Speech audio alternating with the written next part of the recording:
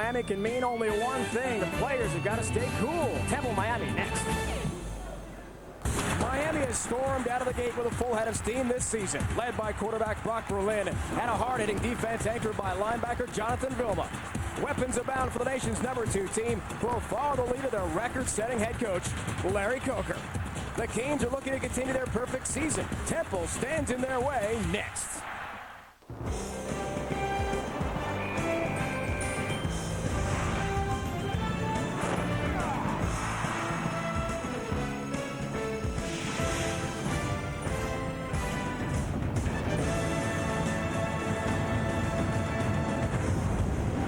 Those powerful Hurricanes are set to hit the field once again, second ranked in the nation, undefeated, and winners of 25 straight home games here at the Orange Bowl in Miami. Today, Temple comes into South Florida thinking upset.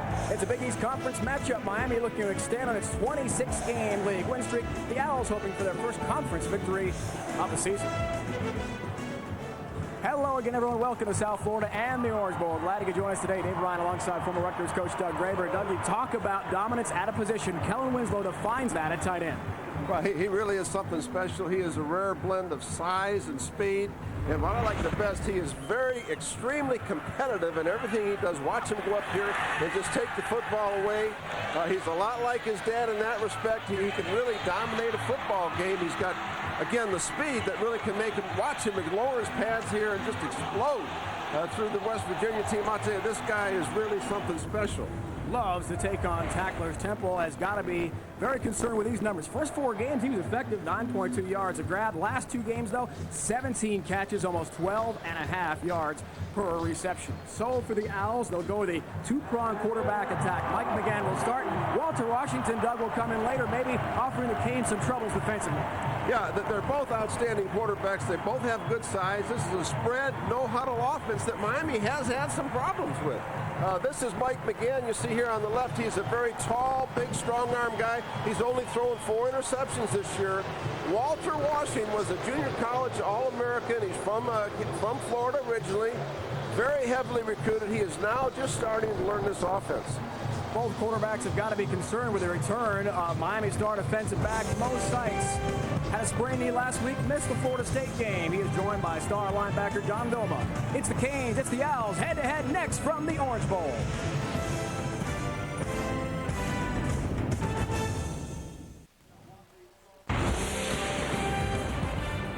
Today's Big East Conference football game is brought to you by Cooper Tire. Proud to be the official tire of the Big East Conference. Cooper Tires, don't give up a thing.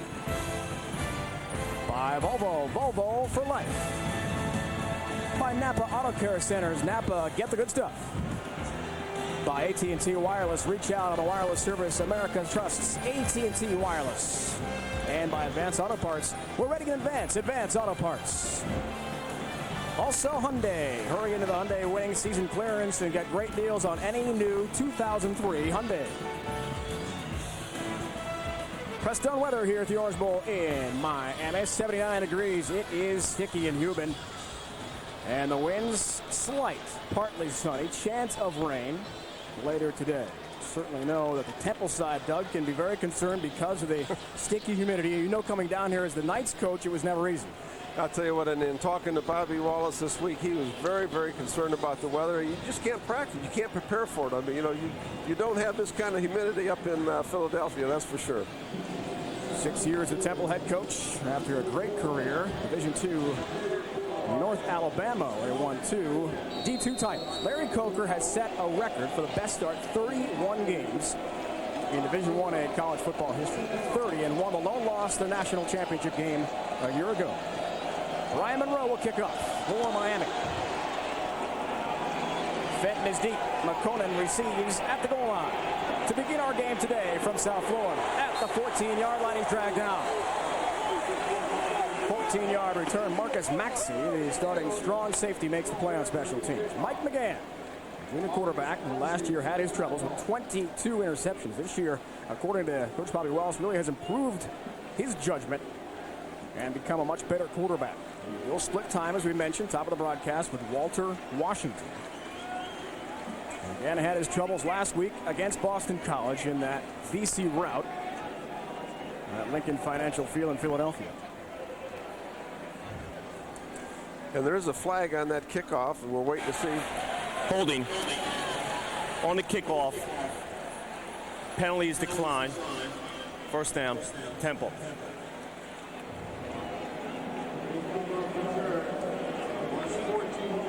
So for Temple, offensive set for them.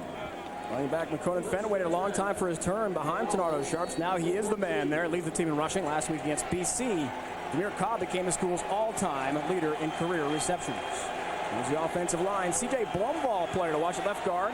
He's from Sweden, Doug, and is actually a member of the Swedish Marine Corps before he came to the States. Played J.C. ball in the U.S. and now is transferred to D1A to play at Temple. Spread offense, no huddle for McGann. Little quarterback draw, first play of the game. He's got some good yardage. Into the secondary, belted. Oh, was he hit hard? Greg Freet, after the 11-yard pickup, made Mike McGann pay a big price. Boy, he certainly did. So for the Hurricanes, defensively, up front, Vince Wilfork is powerful, 346 pounds. Thomas Carroll, a one-man wrecking crew last week against Florida State, recovered 2 fumbles in that game. After the 11-yard gain, McGann able to shake the cobwebs. And ready to go. Again out of the shotgun. Backs to either side. We'll see a lot of that in the Temple offense.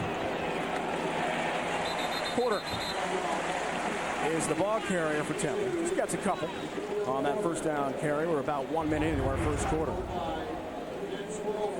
Line defense and the linebackers led by DJ Williams and Butkus Award candidate Jonathan Vilma. First team all Big East performer a year ago. No Sean Taylor in the secondary today. A shoulder injury sidelines him. Mo Sykes, as we mentioned, is back. He missed last week's game at Florida State with that sprained knee. Defensive leader. It's all the signals and all the calls back there in addition to Vilma in the linebacking corps. After the 1-yard gain, little play action. McGann in some trouble. Throws in the move, and it's incomplete. Better judgment from Mike McGann there. Yeah, that was a good decision because they actually were trying to run the shovel play, and Miami had it just blanketed and just throw it away. Oraka Atkins, who leads this team in sacks. Take a look at it right here. You see, he's going to try to get the shovel, but they had it well covered. Vilma was all over it. So he's nice job by McGann there, just throw it up in the stands. 3rd and 9, initial possession of the game for the Owls. Watching that BC tape from last week. Nothing we saw the quarterback over center at all. Almost every formation out of the shotgun for Temple. With a spread, no huddle offense. At different speeds. Over the middle, it's dropped. An incomplete pass to Buchi Ibe, the junior wide receiver. And that is something, Doug, that plagued Temple last week miserably. Drop passes and just key mistakes like that, getting you out of the game so early. Yeah, and I don't think he would have had the first down here anyway because they had it pretty well covered by Vilma.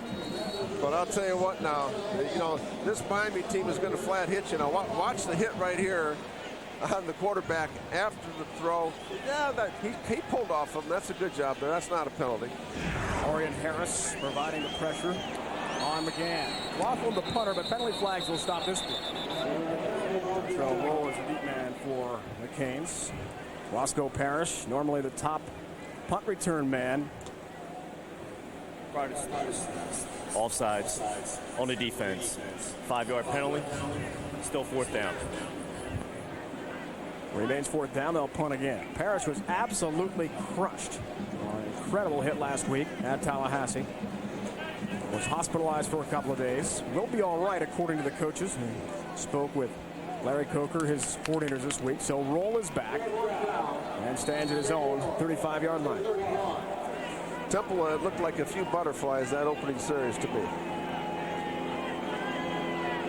Mike McLaughlin will punt. He replaces Garvin Ringwelski, who began the season as a number 1 punt. Another flag is down. Beautiful kick from McLaughlin. Roll at his 25-yard line. Seam makes a move to the near sideline and finally snowed under. Troy Bennett got there, 44 and white. Ball was loose at the end of the run. Owls say they've got it. Officials agree.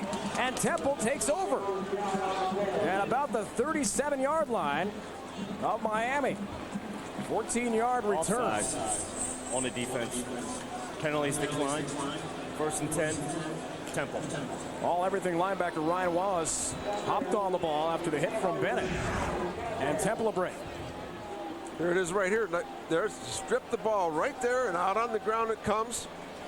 Beautiful job at Temple. Now, I'll tell you, if Temple's going to have a shot today, Dave, I mean, very realistically, they're going to have to get turnovers. I think they have to get a minimum of 3 turnovers in this game to have a chance. But, you know, a lot of these players at Temple have been recruited and came here with the idea they want to play against Miami. Well, here they got them. Temple coaches and Bobby Wallace telling us this week, how many chances do the Owl players get a shot at a potential national champion? Well, here it is today. Handoff. Goes to Porter. Jamil, a nice move. And he's close to first down yardage. We're at the 26-yard line. The Canes' 8-yard pickup. Canes turnovers have plagued them this year. This against Boston College on a pass from Brock Berlin. Kellen Winslow last week was stripped at the end of a brilliant run. That covered by the Seminoles as well. And the interception thrown in the second half by Brock Berlin. Miami had a 22-0 lead in that game over their arch rivals. Ended up winning 22-14. Last 4 games, quite a few turnovers. Armstrong will try to hand it right back to Temple in the turnover department. Second and short. Fenton gets the carry and he's bottled up. Not much, man. Gained about a half yard on that left side. DJ Williams, the outstanding linebacker from Pittsburgh, California. He's in Northern California. Played for that legendary high school program out there, De La Salle. Talk about top college prospects from that part of the country. Came all the way out to the southeast to play football. Yeah, these 3 linebackers from Miami are veteran linebackers. They really know what they're doing, and they are very, very quick. Carroll, Woolfolk, Harris will provide the pressure here on 3rd and short. Again, McGann shotgun. Quick flare pass, incomplete. Looking for Demir Cobb, and a late flag.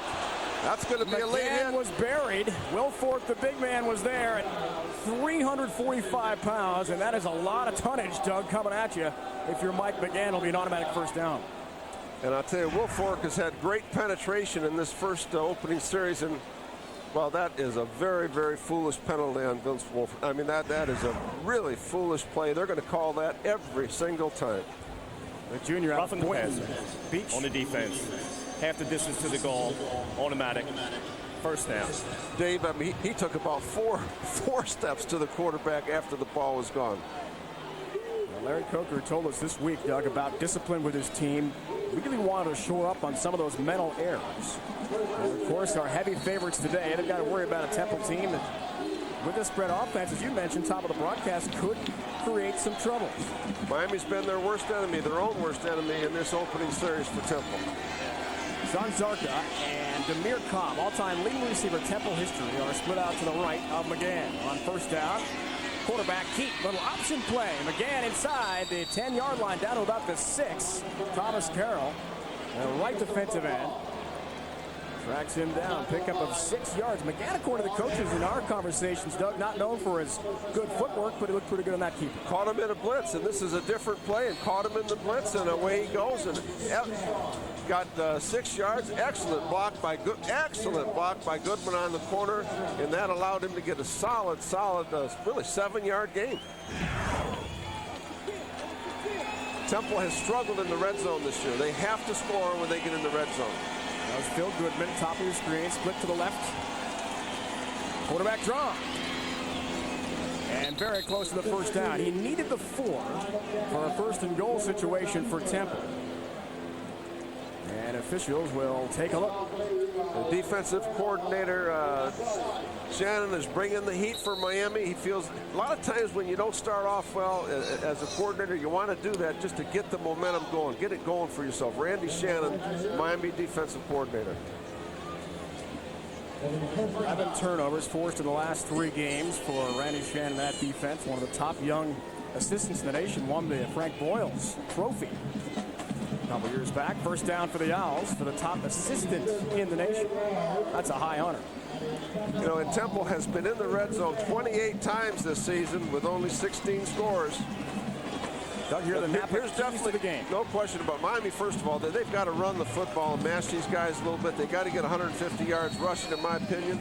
Defensively, Temple's got to get at least 3 turnovers. We've seen 1 on their special teams already. That's going to be a key thing. First and goal for the Owls. So the fumble from Antrell Roll on the punt return, a big key for Temple.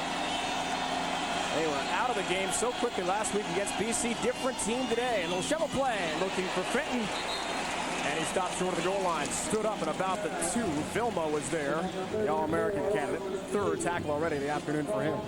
Boy, Vilna is 6'2", 223, but man, I'll tell you what, he can really uncoil. Take a look at Vilma right here. Just absolutely uncoil on the shovel right there. Up and through. Coaching-wise, that is exactly how you would like to have it done. 3 receivers. As you look at Vilma's numbers, split out to the right now, and look at that. He's actually over center on an offensive play. Don't see it often on the spread offense. Fade pattern, end zone, looking for Goodman, overthrown.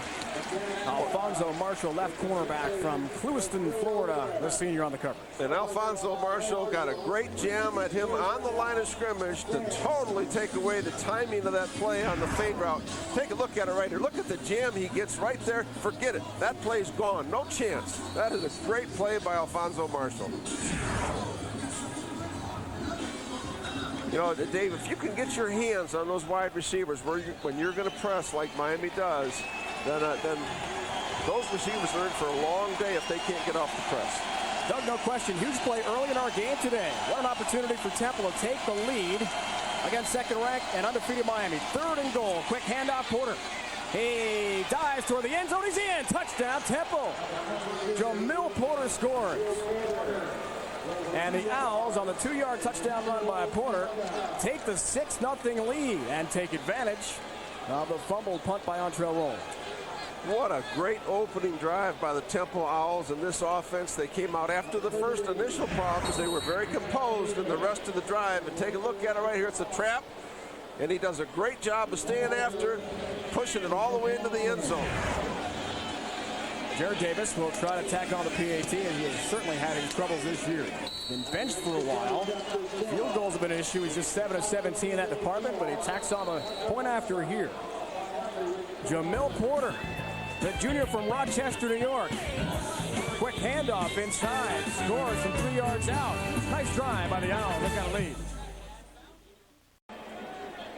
Jamil Porter, Doug, had all of 21 attempts, 51 yards coming into this game on the ground this season. No touchdowns, but dominant in that first drive.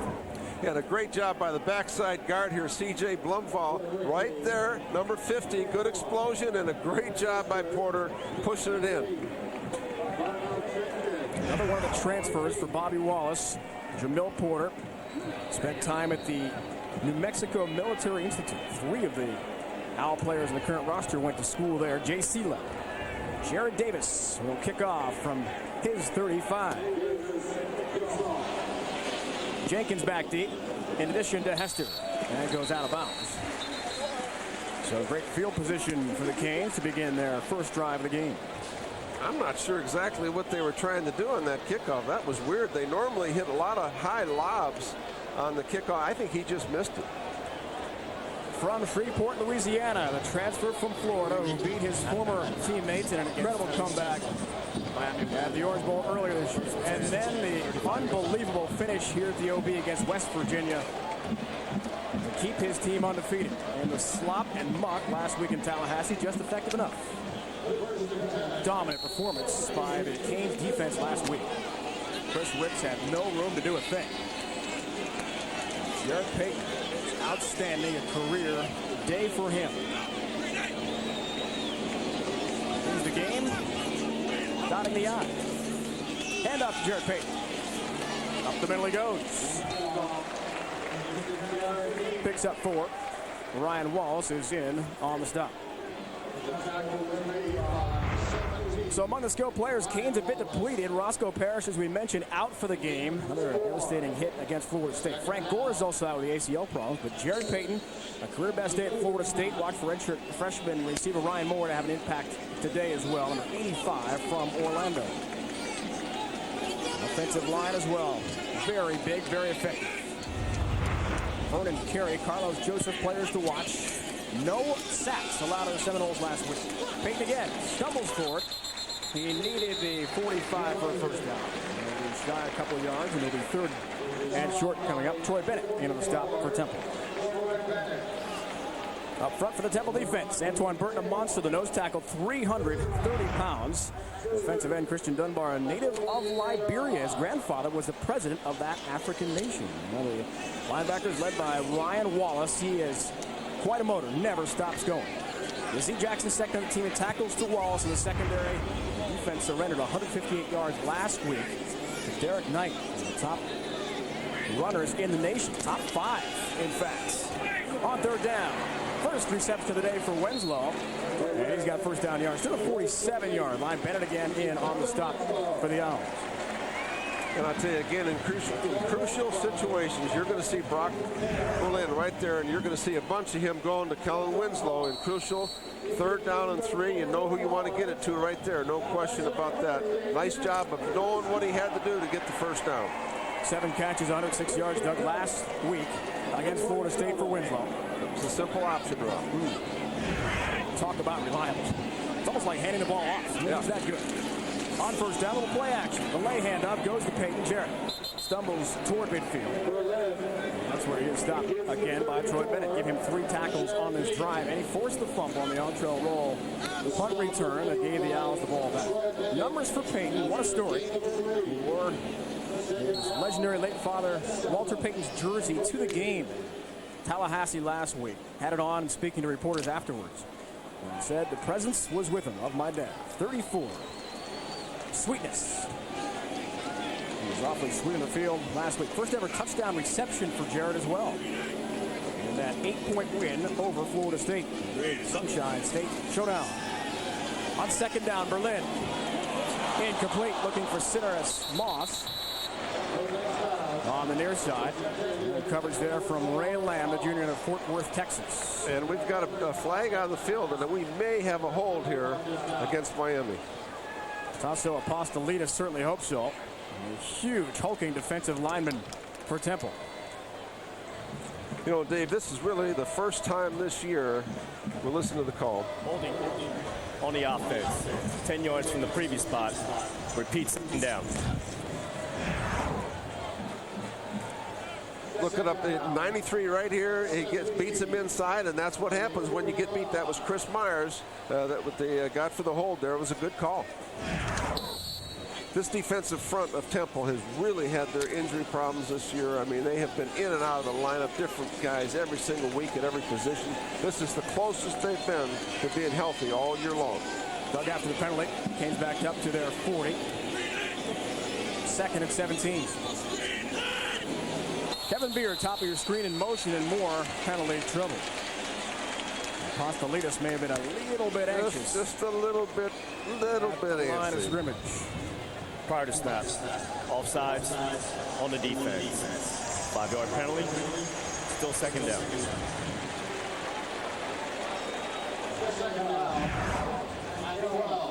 Right there, hard count just got him. Nice job by Berlin. Again, you got, I'll guarantee you, this Temple team is fired up today. They're ready to rock and roll. And early in the game, you can catch them like that.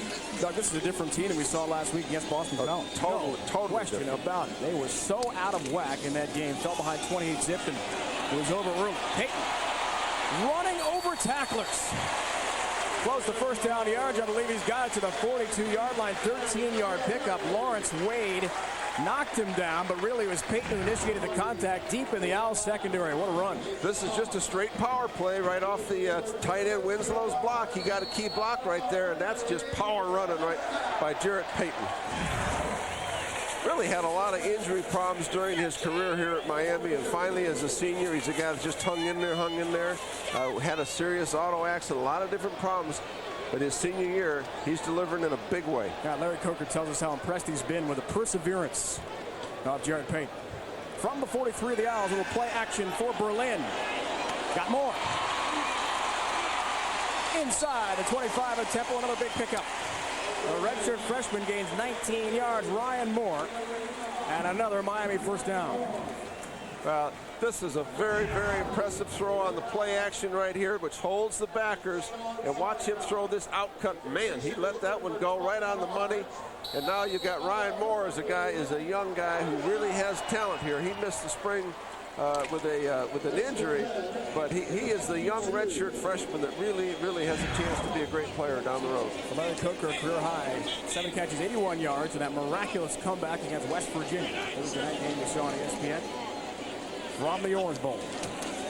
1st and 10 again for Berlin. Near side pass. Got Winslow. And has another Miami first down. To the 8-yard line. Temple pick up a 14. It'll be 1st and goal for the Canes. This opening drive has been a Kellen Winslow, Jared Payton show. No question about that. They have made all the crucial plays. And this offense has to continue to improve as the season goes on. Take a look at here at Berlin again. Right on the money. Excellent timing, and I'll tell you, you want to get it to that young man. No question about that. 8th play on this drive for the Canes. Winslow continues his dominance. Now lined up. Initially to the left of Berlin, then flashes behind him in motion. Up the middle, Jared Payton, touchdown, Miami. 8-yard touchdown run for Payton, who continues the momentum from his career best day at Florida State last weekend. Well, the offensive line, they've only given up 3 sacks this year. This is a young offensive line for Miami that has continued. Watch him right here. I mean, he's virtually untouched into the end zone. This offensive line of Carey, Winston, Rodriguez, Myers, and Joseph is a group that has improved dramatically during the season. 4th rushing touchdown of the season for Jared Payton. John Petty, outstanding freshman kicker for Miami, who's been incredible and won games for them already. And this is first year near Coral Gables. Tacks on the PAT for Larry Coker. 65-yard drive yields a touchdown for the Canes. It'll be the Orange Bowl in Miami. Second-ranked Canes have tied the game with Temple. Jared Payton get a little water injection in that vest to help cool things off. We saw that at the top of the broadcast. Excellent drive for him. 5 carries, 32 yards, and the 8-yard touchdown burst as well. Napa key to the game, Doug, for the Canes and Temple. Well, Miami has been outstanding on 3rd down, and they have been close to 85% this year. They have to continue that. Temple has had their problems in the red zone, major problems, and a good start for them right off the bat. First time in the red zone, touchdown. Here is Brian Monroe, freshman from Palm Beach Gardens, Florida. Also the punter will kick off. Fenton deep in the end zone. Wisely takes it 8. And the Owls on the touchback will take over at their 20 in this tie game. Head-to-head, folks, it's been an incredible dominance for Miami with Temple. These games have not really even been close. 11 straight wins. 5-0 against the Owls at the Orange Bowl. In those wins, Doug, of the OB, outscoring Temple 224 to 27. So to be in the game now for Mike McGann, this close has got to be a confidence boost. Yeah, and it's interesting. I thought we might even see Walter Washington quarterback this second series, but they've elected to stick with McGann, and why not? He had a great opening drive. Always stick with a hot hand coach. You know that, right? You bet. Especially based on the numbers and being such a huge underdog today against powerful Miami. Shovel pass, Fenton up the middle. Stopped by Vilma.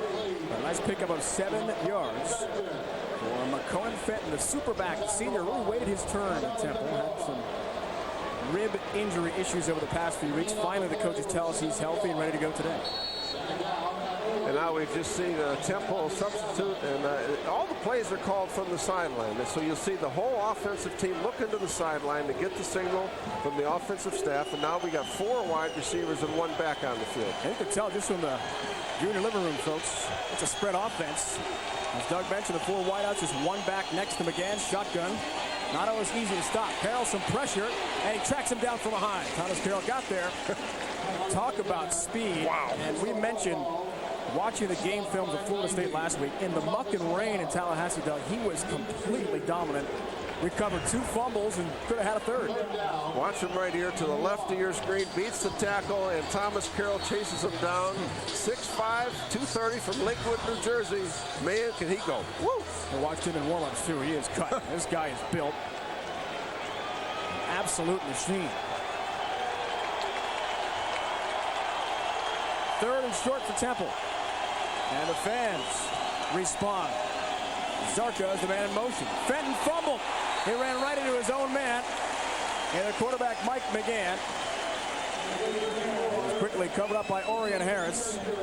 And they'll be forced to kick. They tried to run a trap in a short yardage situation, and either the quarterback opened the wrong way or the back opened the wrong way. You can run it both ways. Yep. Obviously a screw up right there, and boy, and they only had third and inches. That's crucial. Coming in for Temple, Mike McLaughlin, averaging 38.1 yards, kick a long of 51. He's not had one blocked all year. Last week against Florida State, Gaines blocked a punt. Turned out to be a huge play.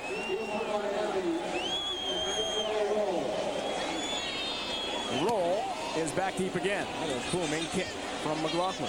Didn't begin the season as the Owls' number one punter. Look out! Look out! Just ripped up by Dunbar at the 42-yard line. Christian Dunbar got there. I think, Doug, if he doesn't bring down Roll there, get a piece of his leg, Antrell might be gone. He's gone, and that's amazing where you can lose a Roscoe Parrish and bring an Antrell Roll in. So the relative of Liberian royalty, Christian Dunbar, makes a huge play, keeping the Canes out of the end zone on the punt return. Our aerial views, courtesy of the Goodyear Tire and Rubber Company. With us is Goodyear's Blimp Stars and Stripes. At the controls, Captain Larry Chambers from Lighthouse Point, Florida. Hello, Larry, and glad you're with us today. Hopefully the weather cooperates up there. Blue skies to our right, so I think we'll be all right. Canes hope they're okay. Heavily favored. Undefeated, second ranked in the nation. Against Temple, right in this game. Quick pass. Beard's got it. Kevin brings it in. Lost the ball at the end of the run. The officials say he was down pickup of 7 yards for Kevin Beard. Temple is primarily a zone coverage team, and really they're a base nickel package. So you're going to see a lot of the short underneath throws working against these zones all day long. And Beard has been a nice story here. Take a look at it right here. Just a little turnout route, right on the money by Brock Berlin. And no question about the ground caused the fumble. He was already down. Brock Berlin, great start here, Doug. 4 for 4, 45 yards. And that last one to the senior from Plantation, Florida, Kevin Beard. Pitch goes to Jarrett Payton. It's a nice move. Couple tacklers. Run right by Jarrett. Another big gainer for Payton. He's inside the Temple 40. 9-yard pickup and a Canes first down. Holly and Wade made the stop. Excellent. I just, you know what, as much as we talk about Winslow as a receiver, he is devastated as a blocker. Look, devastated. Look at the pancake block right there by Winslow. I love watching him. I love watching him play. You know, I coached against his dad for a number of years. Look at Winslow right there. Unbelievable domination up front. And when I coached at Kansas City, I coached against his dad enough. This is like deja vu here. Darnell Jenkins into the game at wideout. Roscoe Parrish not available after being hurt last week. Here's Payton, left side, lots of room. Jarrett Payton, another tackler misses. 20-yard line of the 15. He's shoved out of bounds. Finally, by Yazzie Jackson. Not before another huge pickup for Payton, giving 22 more yards for the Canes. Another Miami first down. He is rumbling on touch, Doug, into the Temple secondary yet again. Yeah, you got to feel good for this young man. He's really had a lot of problems here. He lost his dad when he was just a young player here. Had a lot of injuries. Look at this run right here. That's a 230-pound back now. That's got a nice combination of size and speed. Last week, as we mentioned, Derek Knight of BC shredded this Temple defense. 43-yard pickup on the first play from scrimmage. Had over 100 yards in the first quarter.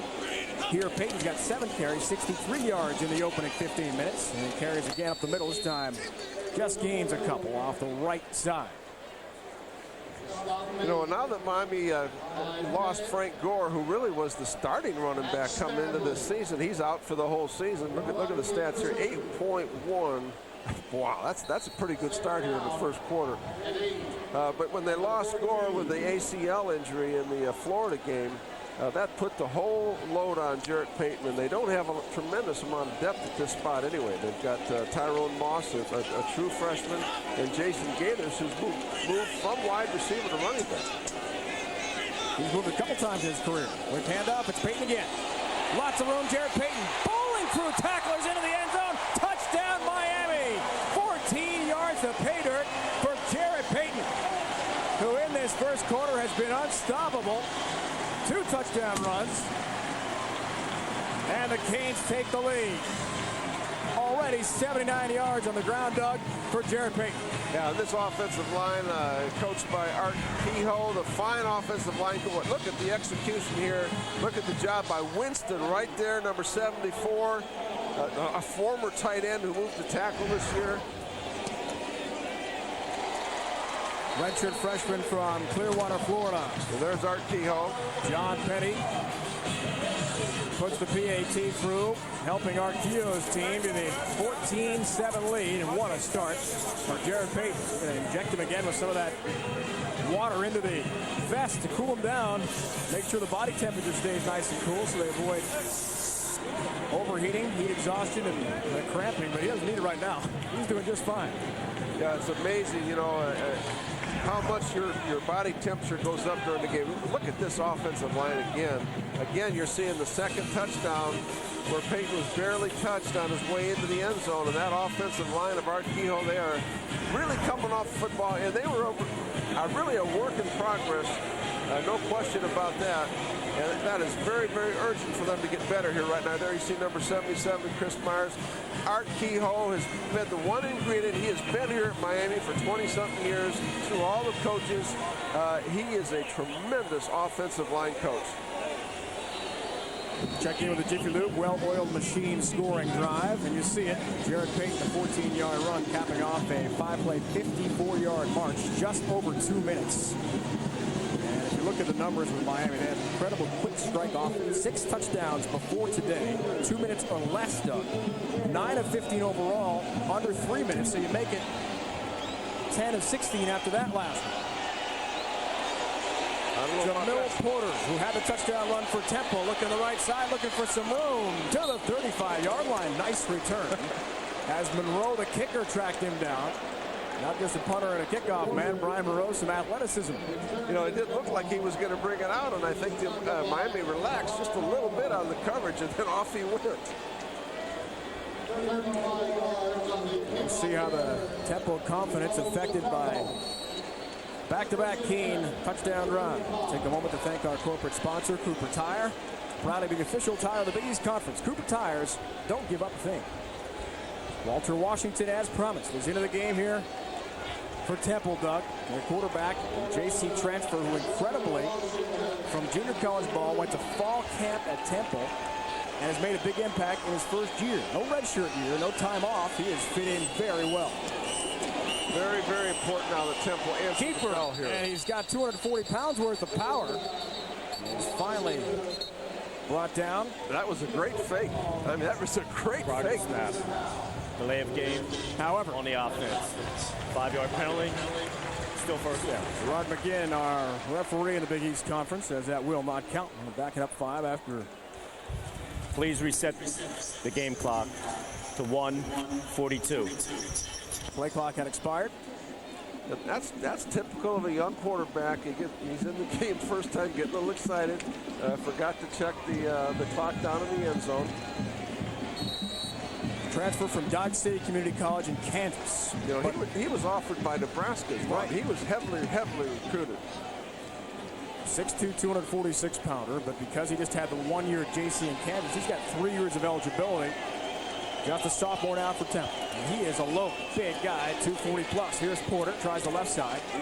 Vilma sticks him after a gain of 3 yards. 5th tackle of the game for Vilma. And right off the bat, we see Miami getting the 1 safety in the box, bringing 8 in the box. They must have had an excellent feel that was going to be a run based on their stats of 1st and long, because Greg Threet moved right down, and in essence, really was playing linebacker on that play. Now it looks like 5 wide receivers in the game.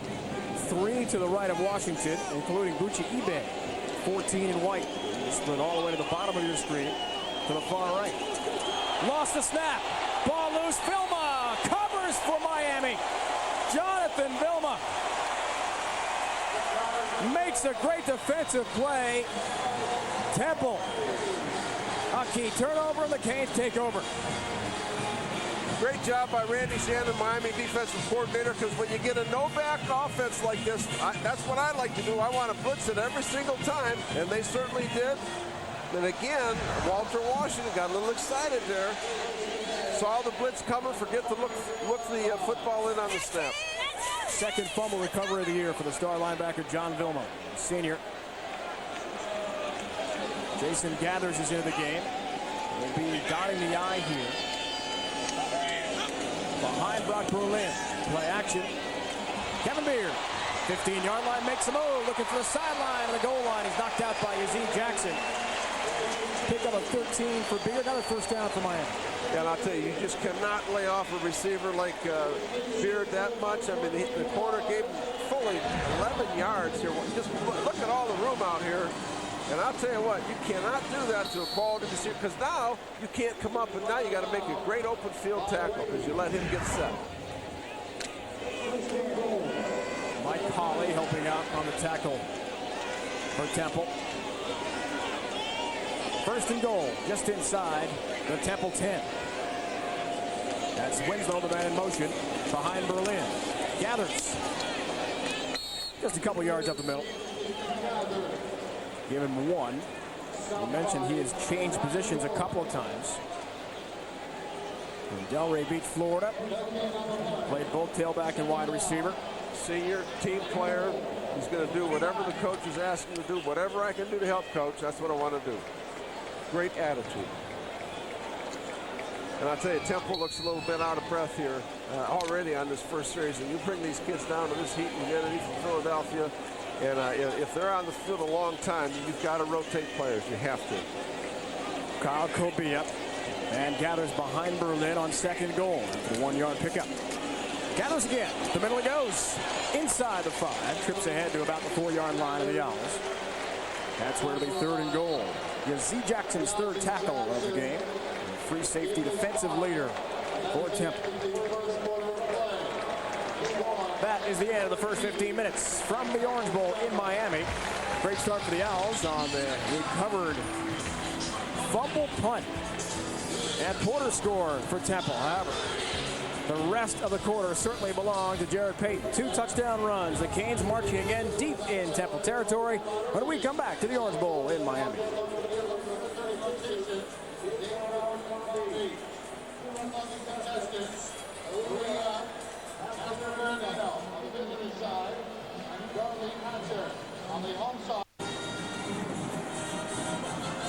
Next to the great running of Jared Payton, 79 yards, 2 touchdowns already, and so far a perfect day from Brock Berlin. 5 of 5, 59 yards. Canes driving again. Speaking of passing numbers, here are the Volvo Big East leaders. We see Temple, as we mentioned, Doug, off the top of the broadcast, number 1 in passing per game. Miami not far behind. Yeah, it looks like Temple has come into this game plan with the idea of running the football out of that spread offense. They've really had more success doing that up to this point. Key third down here now for Miami. Beginning the second quarter. Payton has the 2 touchdown bursts, but Gather stays in to the right of Brock Berlin. Standing transfer quarterback from the University of Florida by way of Shreveport, Louisiana. 3 receivers in this set for Berlin. Looks to the left side, and it's overthrown. In there for Moore. Coverage from Ray Lamb. Good throwaway by Berlin because everything was covered. That was a great job of Temple now in the red zone that time. I mean, he had to throw that football away. There was no place to go. Excellent coverage by Temple. Big East leader in field goals is John Petty, redshirt freshman for Miami. He's made 13. He missed the first of the game last week at Florida State, but remember how muddy and rainy it was there. Lost his footing.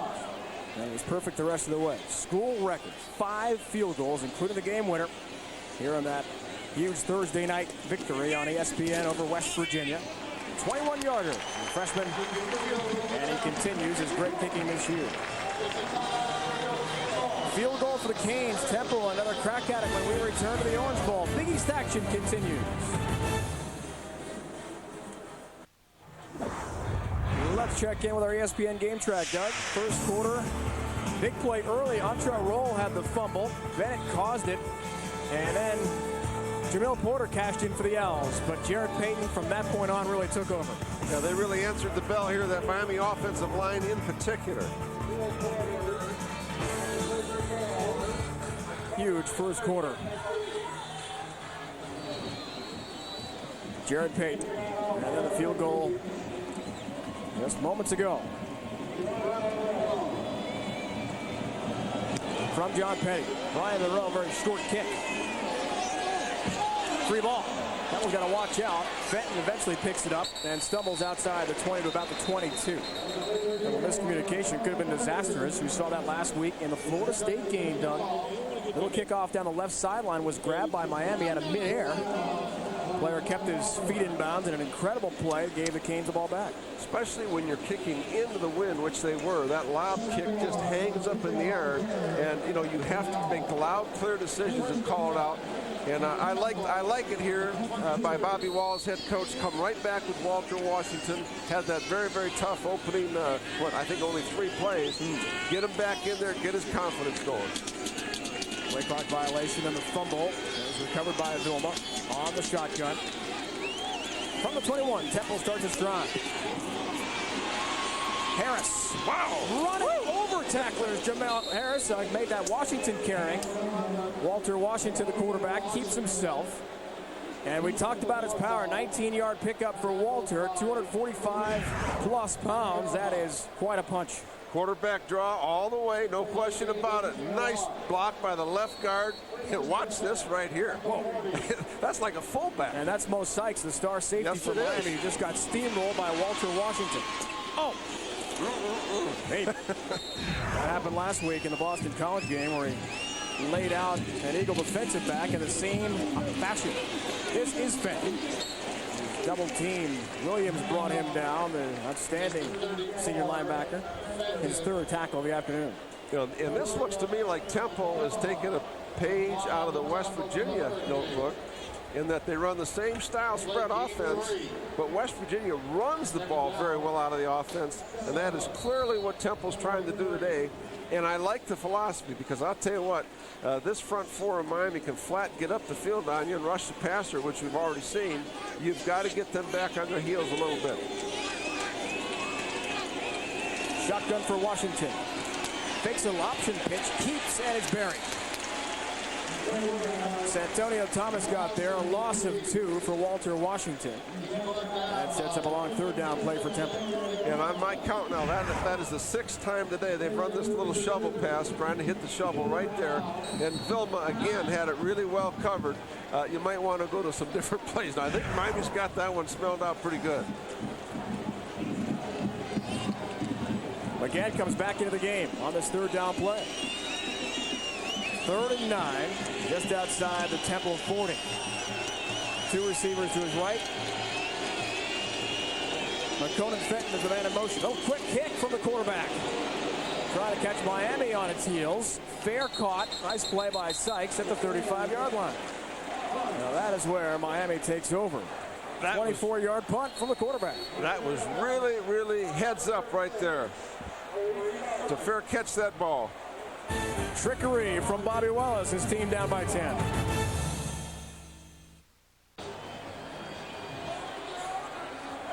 Doug, certainly Temple and Bobby Wallace wanted to catch Miami off guard a bit with a quick kick from McGann, but I'm not sure I agree with this one. Well, it's a good call. He just didn't execute it. A very, very poor kick. I mean, you know, they could have easily had Miami down inside the 10-yard line had he executed the kick. If I'm Bobby Wallace there, I want to try to keep the offense on the field as long as possible, considering how the D has been just shredded by the run. Little play action over the middle, looking for his man, Kobia, and it's dropped. Pass incomplete at the 46. Temple to Kyle Kobia. Nice job of offensive coordinator Rob Chudzinski. What they're trying to do here is they're trying to attack the 2 deep coverage with getting the fullback right down the middle. You see him releasing right there. He's wide open. Ball was thrown just a little bit back behind him. There's Rob right there. And I'll tell you, this young guy played here, was a tight end here, and he has done an outstanding job with this offense. Outstanding young offensive line. Rob told us that Roscoe Parrish, off that hit from Sanford Samuels, had the MRI this week. Should be okay to come back, they hope, against Virginia Tech November 1st. What a big game that's going to be. Delayed handoff. Gathers carry. And he's outside the 40 of Miami to about the 41, setting up third down. Lawrence Wade made the stop. Yeah, this is the delayed draw. Take a look. Watch right here now. That's Eric Winston, number 74. And I'll tell you, he is just a young sophomore. He was a tight end last year. 6'7", 307, a great young athlete. He could be the next truly great one in the offensive line here at Miami. I mean, this guy, he's just a baby. He's just a growing young man. He's out of Texas, out of Midland, Texas. He was a good tight end last year.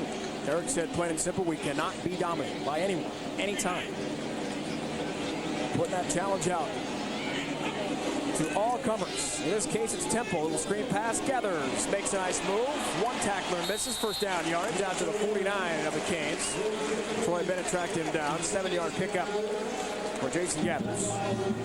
And Miami keeps the chains moving. Yeah, that was Troy Bennett that missed the tackle out in the open field. And I'll tell you what, I mean, they had him stopped. All you got to do is come up, make the tackle. He was out of control.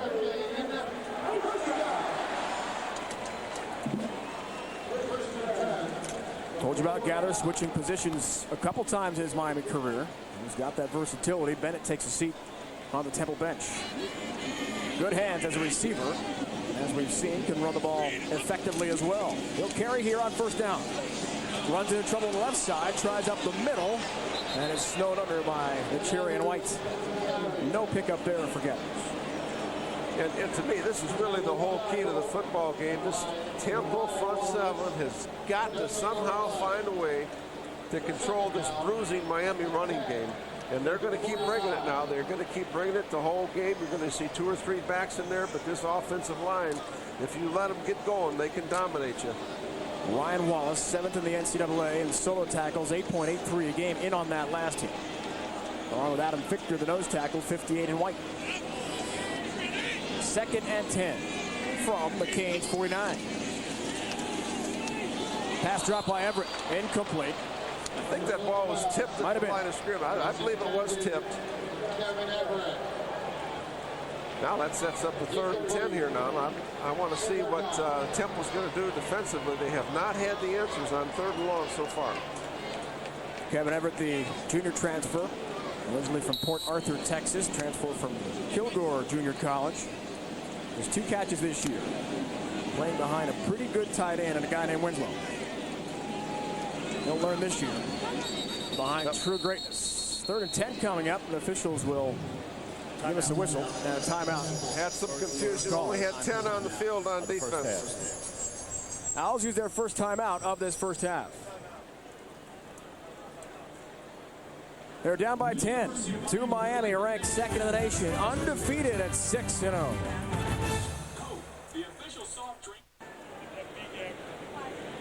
Second ranked and undefeated Miami at 10-point lead. Big East Conference action over Temple. Let's check in with our Hyundai cool facts of the game. Now quarterbacks have been running quite frequently, Doug.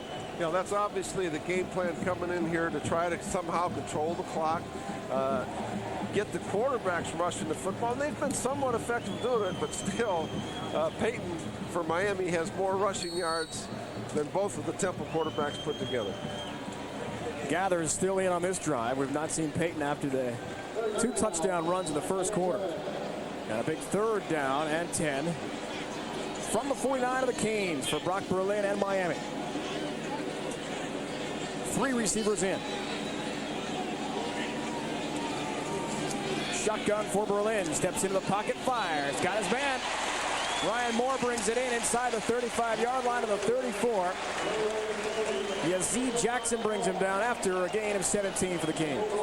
And that time Temple was in what most people call 2-man coverage. They were in 2-man coverage, and the rule is you cannot get beaten inside when you're in that coverage.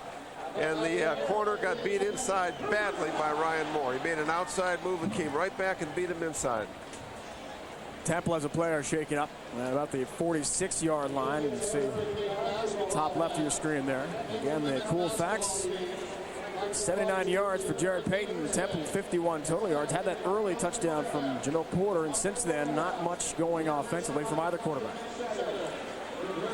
You know, and the timeout that Temple just had to take a minute ago, that was a direct result of trying to substitute and get a lot of different players in the game to somehow handle this heat and humidity that they're not used to.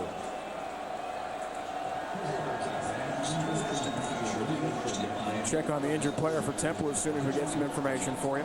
Looks like he's pointing to his right thigh or right knee. There it is right there. You can see he's pointed right to just above the knee. That probably means he took a shot in the thigh, just below the thigh pad. Tasso Apostolidis, incredible story, whose father was on a Greek naval vessel outside New York City, jumped ship. Literally. Walked around for a couple days, literally swam to shore because he wanted to become a U.S. citizen. Started working at a Greek restaurant in New York City and now owns 6 restaurants of his own. Tasso grew up eating some pretty good Greek food. He's up to almost 300+ pounds. And luckily, appears to be all right. You know, it's pretty neat, Dave, because he's proud of that work ethic of his father, and he has tried to attack this thing the same way. Former walk-on.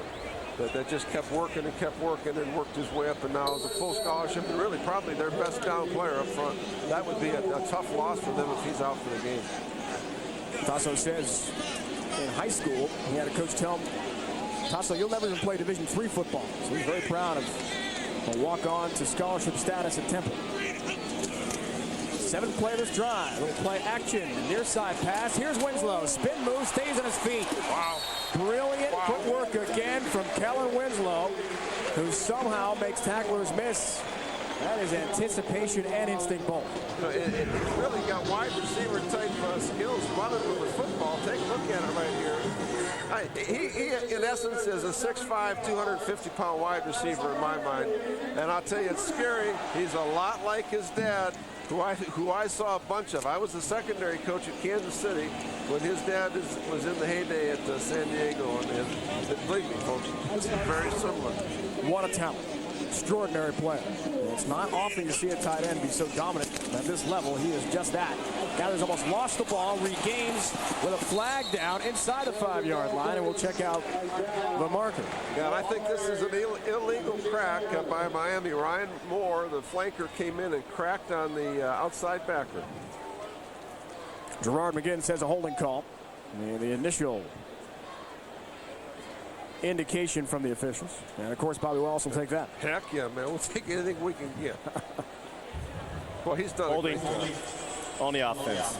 10-yard penalty for the previous spot. Repeat first down. Penalty numbers so far. Larry Coker's team penalized 4 times, 39 yards. Just the 2 so far for Temple. And speaking of Wallace, really a school, a program without a country coming next year. They have no conference affiliation, leaving the Big East Conference.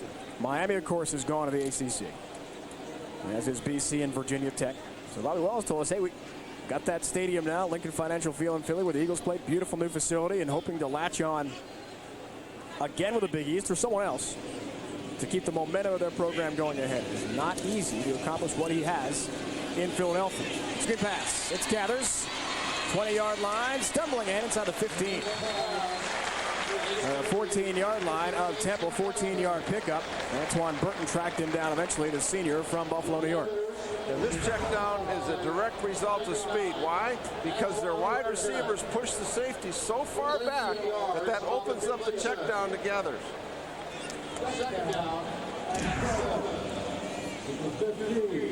To finish that point, Doug, you know very well what it's like to try to coach and win at a perennial underdog school. You did that at Rutgers.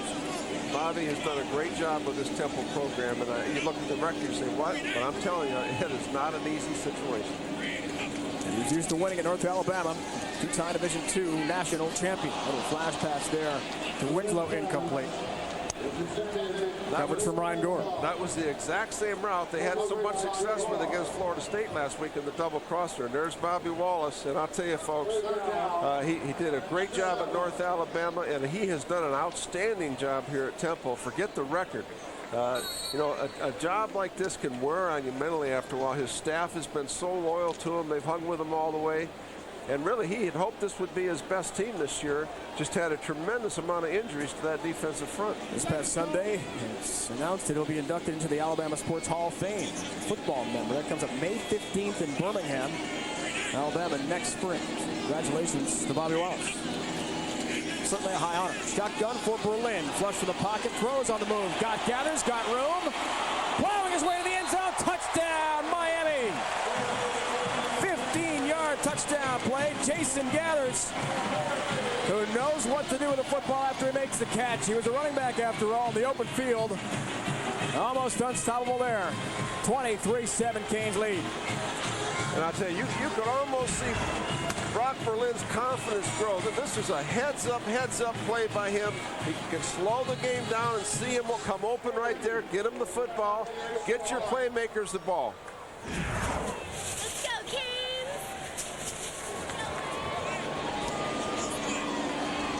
Gathers' second receiving touchdown of the year. From Delray Beach, Florida. He switched positions a couple times, effective at each. Nice little dump pass by Berlin. Canes up 17. Larry Coker en route to yet another victory. After his 30-1 start, best ever Division I history, 31 games into his coaching career. Yeah, you know, and this is a tough week for Larry Coker because, you know, you're heavily favored coming into this game. But I'll tell you what, you know, he's got Virginia Tech looming down the road here in 2 weeks. And the key thing for him is he has to bring this team on and have them get better and better and better. And in particular, that young man right there, Brock Berlin, because they're still a work in progress. I mean, they are replacing a lot of great players here at Miami.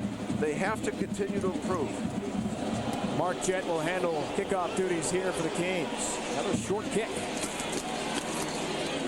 Taken out to the 30-yard line or so by Christian Dunbar. And the Army of One feature.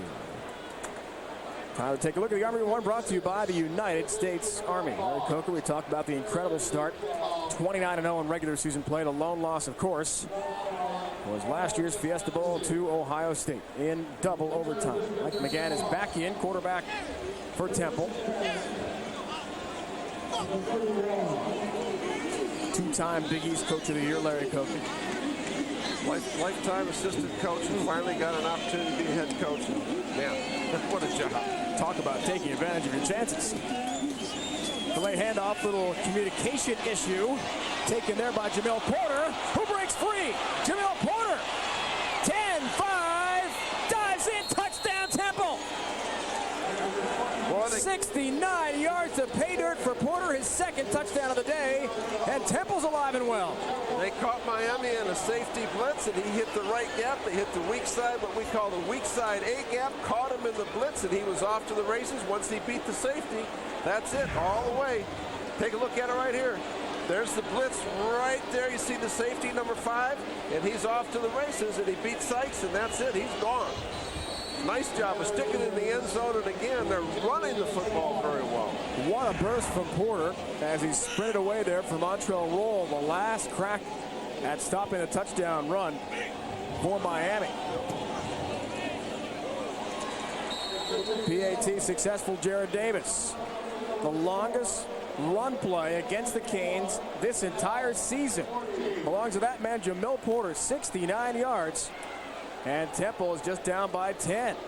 You know, and Miami is the one that you expect Dave to have the big plays, and here now Temple comes up with it. Take a look at it right here. It's a safety blitz, and once he pops it right there, there's nobody left but the free safety, and he is off to the races. That's a stunner for this Miami defense. That will get their attention in a hurry. Credit too to McConan Fenton with a nice block on Vilma, sealing the linebacker there and helping spring a long run from Jamil Porter. Just talking about all that Larry Coker has accomplished. You mentioned it's a tough week because you are so heavily favored. You're expected to win by 60. And suddenly the Owls, thanks to Jamil Porter, are right back in this game with 8.5 to go in the first half. And if you allow Temple to continue to just hang in there, then they gain momentum as the day goes on. You got to be careful here. Now, this is a huge drive for this Miami offense coming up.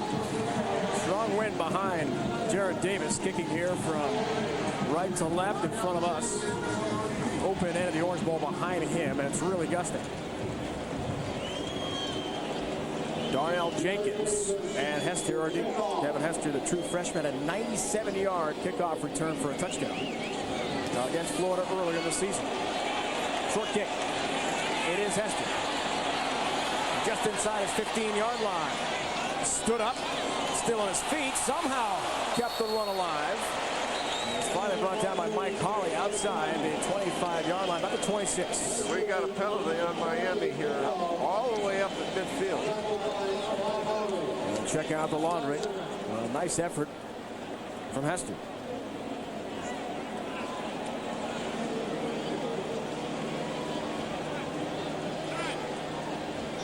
I think they probably declined this because it's from the spot of the foul, and this occurred all the way the other side of the 50. Oh, Virginia Tech, I'll guarantee you. That's in Blacksburg. Legal block in the back during the kick. Penalties decline. First down, Miami. Absolutely, good call right there. Our aerial shots courtesy of Goodyear Tire and Rubber Company and its fleet of airships. Today, Stars and Stripes providing these great shots of the Orange Bowl and Miami on ESPN Regional. Beautiful shots, aren't they, Dave? Just fantastic. All the water. It's quite a scene down there. I've always loved it. Loved Miami. Loved this stadium.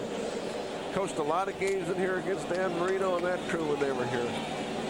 Miami, we knew, Doug, prior to this game, had a plan to use Tyrone Moss, Gathers, and Jared Payton. Payton had a great start. We haven't seen much of him in the second quarter at all.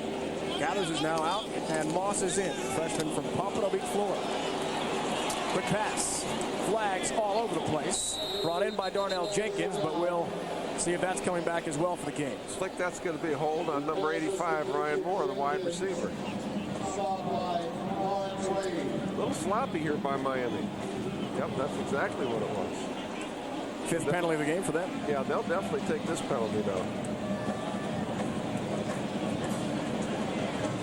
Ryan Moore, young redshirt freshman out of Orlando. On the offense, 10-yard penalty from the previous spot. Repeat first down. But, you know, this Temple staff was really worried about this weather here today and the humidity and everything else. And that's one thing. This breeze coming in from the open end certainly does help that. Penalty numbers, Larry Coker can't be happy about that. Certainly will be addressed to his team at halftime. Just over 8 minutes away. Moss stays in the game. Lone back behind Berlin on first and forever. Quick pass, Winslow. Try to avoid the tackles outside the 20-yard line to about the 23.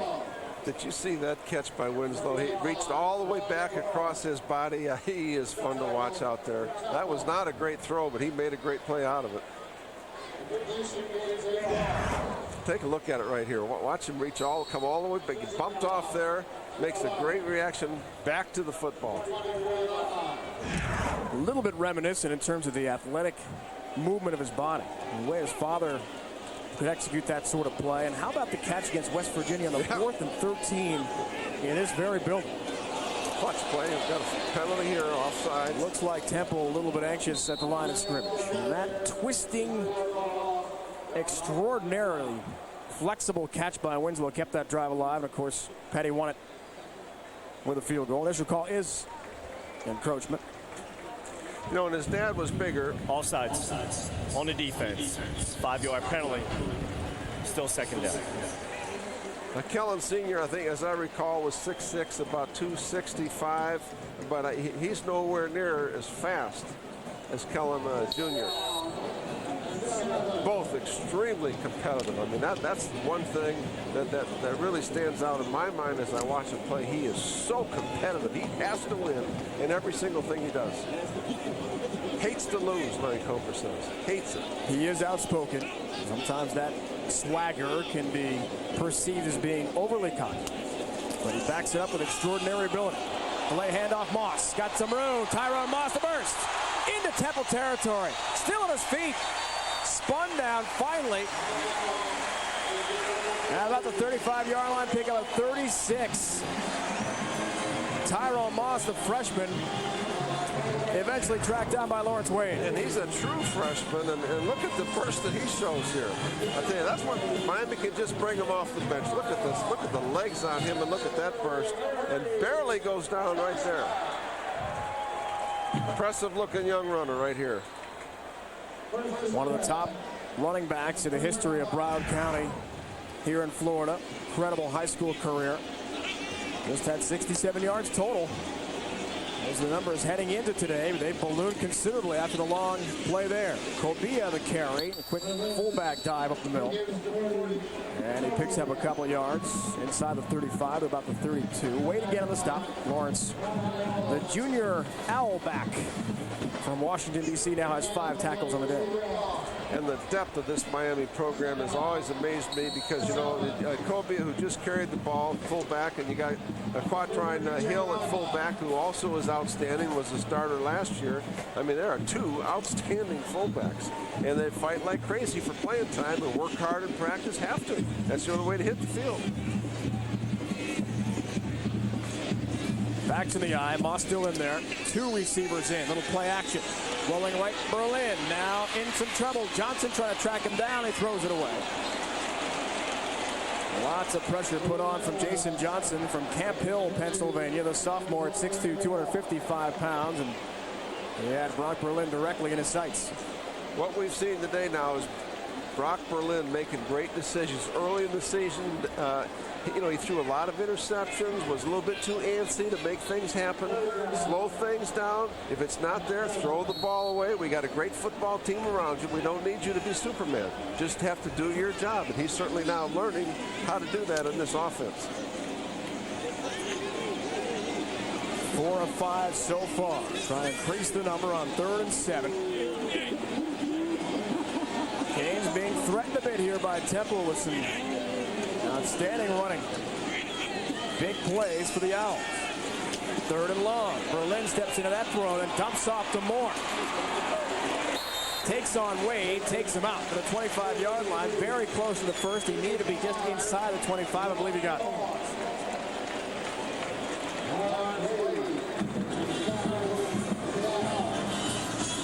Another first down for Miami. Yeah, and this is really their favorite pattern. You see, look at the crossing routes there. See the tight end and the wide receiver running the crossing routes. If it's man, they're going to pick. If it's zone, they simply have to find the open spot. They ran that very successfully against Florida State last week. And the big tight end coming across can really clear some things out. Picks up just enough yardage for the first down. 1st and 10, just inside the Temple 25. Another play action. Going deep, broken up. Yazid Jackson on Kevin Beard. And it'll be 2nd down and 10 coming up for the Canes. Talked about Brock Berlin taking over for the great Ken Dorsey, who won the national championship 2 years ago at Miami. The head coach, Larry Coker, compares them both. Well, it has been a difference. Kenny Dorsey played over 40 games here, and Brock, again, this will be his seventh start. So that's a huge difference in just the experience level. At his stage, I think very comparable. Probably, I know numbers-wise, Brock's numbers are probably much better than Kenny's at this stage in their career. 2 incredible comeback wins for Brock Berlin. Florida and West Virginia. For a first-year starter in this situation, incredible. Moss the carry. Antoine Burton at 330 pounds, a native of Buffalo, New York, brought him down from his nose tackle spot. Here's the number now. After 6 starts, you can see that Dorsey, the biggest difference here is Dorsey only threw 1 interception where Brock Berlin has thrown 10. But, also I got to say this, Dorsey had a much better experience supporting cast when he first came in as the starter. Biggest thing here, Berlin 6-0. That's all that really matters, Dave. All the rest of the stats don't matter. Has responded well to criticism here, despite the fact he's won most games. That is the bottom line. Team 2nd ranked in the nation. We saw the fan earlier holding that sign. They can't wait for VTech here. Temple causing some trouble. Good pressure intended for Moss, incomplete. As Berlin had to dump that away. And it'll be 4th down coming up. The key, I think, for Berlin was in that Florida game when they were actually booing him here in the second half, and he came out and just lit it up and led him in that great comeback. That's when he really matured and really took over this football team. From the 29, a 39-yard field goal attempt for Petty into a pretty strong win. It was pretty stiff without question. Just under 4 to go in our first half. Petty has been incredible all year long. Freshman. Missed that one. Wide to the right. Just missed it to the right. Young guy out of Clearwater, Florida, Countryside High School. He had a school record 5 field goals against West Virginia, 10 in a row before the Florida State miss in the first quarter last week in Tallahassee. What happened here, Doug? Plenty of distance. It looked like he just didn't quite follow through enough, and the ball just hung out to the right. Just barely missed it. Plenty of distance. Missed the upright by just a couple of inches. Coming here from the Orange Bowl near downtown Miami, Florida. Second-ranked Hurricanes taking on Temple Big East action. Ed Ryan, Doug Graber, our entire crew. Glad to join us today. Temple. A couple of long touchdown plays from Jamil Porter. One of 69 yards, the longest run for a touchdown from scrimmage against Miami all year, has kept Temple alive. Prior to snap, false start on the offense. 5-yard penalty. Repeat first down. 1st and 15 coming up for Temple. McGann back in. I'll tell you, the one thing that Temple has done now is they have hurt Miami when Miami's blitzed. I mean, I think Randy Shannon now, defensive coordinator at Miami, is going to be just a little bit careful now about blitzing quite so much because they've really caught him in a couple bad situations. And again, you're looking at a 1 back and 4 wide receiver set. 3 to the right of McGann. I think just for the second time today, Doug, that I've counted, he is over center. Almost always from the shotgun. Quick flash pass, Zerka. Sean Zerka trying to run over tacklers. Vilma over there to help bring him down. And Demir Cobb missed the block out there on the corner, and that's the key thing. The wide receivers, if you're going to run that little quick screen out there, the wide receivers have to block. And he almost totally whiffed, and the result is you got a loss of about 2.5. Doug, next Saturday at noon Eastern, it is Syracuse and Pittsburgh, the Big East game of the week. A battle of 2 of the most explosive offenses in the conference as the Orangemen led by Walter Reyes, who was leading the nation in rushing prior to just getting smothered by Virginia Tech last weekend. And Larry Fitzgerald, what an incredible wide receiver talent he is, having a huge season for Walt Harris. It's coming up. Revenge, I'm sure, for Paul Pasqualoni and Syracuse on their mind. They were waxed by Pitt in their homecoming game last year. Again, keeps taken down by Kareem Brown, the freshman 260-pound right tackle from here in Miami. That was the same quarterback draw that broke so big twice early in the game, and that time, now you can see, it was held to about a game about 5 yards, and Miami really converged on it that time. Sets up 3rd and 8. See the Canes secondary to left of your screen there in that last shot, waiting to see what happens with the spread offense at Temple to take up their assignments. Yep. Mo Sykes, number 36, the safety, calls all the signals for the secondary. He's been pretty busy today. 3rd down, McGann some time. Broke it up, nearly intercepted by Williams at the 35-yard line. DJ Williams, very athletic linebacker, almost made a one-handed pick intended for Demir Cobb. Well, that's the thing here, because this is good protection and the route is coming open. But look at Williams right there. Make that athletic reaction to the ball with his right hand. Gets that big paw up there and knocks it down. Tremendous play in that base 2-deep zone of Miami. Mike McLaughlin the punt. He'll release it about his own 15-yard line. Rontrell Roll is deep man again for the Canes. We had that fumble on his first punt return effort of the day. Temple cashed in on a Porter touchdown run. McLaughlin's been excellent. This is a bomb. Look at that kick. Takes a Temple roll. It's out of bounds at about the 14-yard line of Miami. Unbelievable kick. Mike McLaughlin, 61-yarder with a wind at his back. The best thing about that is the out-of-bounds deal, because you don't want to give the ball to these great return guys in Miami if you can help it. That was, and they directional punt. In other words, they're always going to try to angle the ball into the sideline one way or the other, and you're never going to get a better example of it right there. That's why coaches like the directional punt. Remember, he wasn't even the starter to begin the season. It was Garvin Ringwelski. Coming up at halftime, Big East news and notes, the Suzuki halftime history. We'll talk about 3 Heisman candidates from the Big East Conference. Stats and highlights as well. Boy, give Temple credit. They just keep hanging in there. Just keep hanging in there. Making the play here, making the play there. Just keep hanging in there. They're hanging tough with Miami right here. Only down by 10. What did Bobby Wallace tell us? As Peyton returns, Beard is the man in motion. Special teams have to come through. Can't make mistakes there. Quick handoff. Peyton tries the left side. Jarrett still on his feet. A nice second effort. That's out to about the 18-yard line. As we roll out at 2 minutes remaining in the first half. Ryan Wallace, an outstanding sophomore linebacker from Pottstown, Pennsylvania, makes the stop for Temple.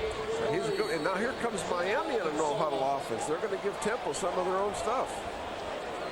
Avoid the big play, keep Miami away from the short field. Special teams. So far, Temple's done a pretty good job in most of the categories. Complete to Beard, but penalty flag is dropped. And we'll check out the initial marker. Looks like in holding territory. It's in that old vicinity, isn't it? Hey, but boys, coaches, you know where that vicinity is. Yep. 6th penalty of the game. And you just know, Coach, that Larry Coker is going to shake his head and talk to the offensive line about positioning, footwork, execution for the second half. On the offense. 10-yard penalty from the previous spot. Repeat second down. Yeah, this is going to set up second and really long, real long now, deep in your own territory here with 1:33 to go. Now, if I'm Larry Coker, I've got a 10-point lead. You know, 1:33 to go now, and the ball's on my own 9-yard line. Got to be a little careful here in this situation. Doug, 4 of the 6 penalties we just saw on that stat, holding violations against Miami in the first half. Certainly will be talked about. A lot of times you get holding penalties when you get just a little bit lazy with your feet. Moss and Moore, the wideouts, split to the right and left, respectively, of Berlin. Norris Moss, the man in motion. This could be an offside against Temple. Free play for Peyton. Bowled over after a couple of yards by Holly. Came up from his left cornerback spot. Sophomore from our nation's capital. You know, and the flanker was moving to the line of scrimmage as well, so let's see how this one goes. Offsides on the defense. 5-yard penalty. Repeat second down. Yeah, and that's their second offsides today, and you just cannot give a skilled group like this more opportunity. Let's see, there it is right there. The nose tackle just jumping just a little bit. Yep, and that was Adam Pfister. Sophomore of Mars, Pennsylvania. 6'3", 280 pounds. Adam Fichter. In the hall up front, trying to short defensively against that huge Miami offensive line. You know, and nowadays they're back to just 2nd and 10. So they really had him in a hole. They're all the way back to the 9-yard line. Clock's rolling here, Coach. 45 seconds and counting. And Brock Berlin does want a timeout. 42 ticks. We're reading the scoreboard here. 10-point Miami lead. Deep in their territory, and I would think, without question, Temple has a moral victory going into the locker room here if it sticks at 10 points. See the timeouts left for each, a pair remaining for both the Canes and the Owls. You know, in Miami, this last series now has looked a little bit unsettled offensively. And again, if you're Temple down here, you're right. This is a moral victory. They're hanging in there right with them. Now, you know, last year's game, Temple was down 10 at the half as well. And of course, Miami came out and kind of blew them away in the second half. But again, if you allow this Temple football team to keep hanging with you, then that's a mistake. Because as they gain the momentum, you're going to have a hard time getting it back. Let's check in with the Allstate College Football Rankings. Brought to you by Allstate. Good hands make all the difference. ESPN USA Today, top 10 coaches poll. There it is. Oklahoma, an incredible win over Texas. Of course, in the Big 12, the Canes and Virginia Tech are on a collision course, Coach. And that's dangerous because it looks to me like right now Miami may be looking ahead just a little bit in 2 weeks of that game with Virginia Tech. That's dangerous if you do that. There's 5 unbeaten teams now in the nation. Hard to believe. Northern Illinois, TCU are lower down in the rankings, and then the top 3 we saw, and VTech Miami and Oklahoma. November 1st, Lane Stadium, Blacksburg. What a showdown that's going to be. Canes and Hokies. Second and 11 here in the final moments of the half. Berlin lets loose. Sideline, it was brought in, but incomplete. Looking there for Quadrant Hill, the fullback, on the sprint route, the far left sideline. Just 34 seconds left. Lawrence Wade on coverage. And Rob Chudzinski loves to do that, loves to get these backs down the field against these zone coverages. And the fullback, that's his, boy, he almost came up with a spectacular play right there. Wow. But that's a good way to attack these zones, is to try to get your fullbacks down the field, either the sideline or right down the middle against that two-deep zone. That was very, very well played by the Temple defense. Trying to improve on the third down conversion rate coming in. They were 44%, 35 of 80 for the year. Season opener, 12 of 16 on third down conversions against Louisiana Tech. Quick handoff, goes inside, flags down again. Payton is tripped up at his own 20, well short of the first down. That might be another hole against Miami. Could it be? 26 seconds left in the half. He almost had the ball stripped. It is. You called it, Dave. 5 holding calls. See if Temple takes it here. Back him up even more. They will decline it. Holding force a punt on the offense. Penalties decline. 4th down. You saw the call of Bobby Wallace taking a timeout right there. Timeout. Temple. Second charge.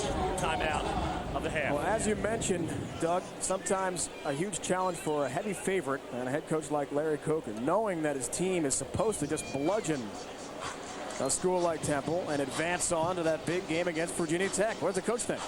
Well, you know, you're dealing with that you see. Let's listen to him.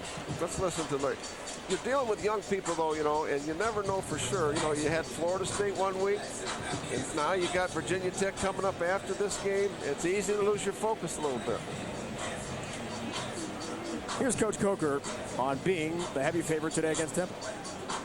I think the thing that you see is that you can't look past anybody, and certainly we can't look past Temple.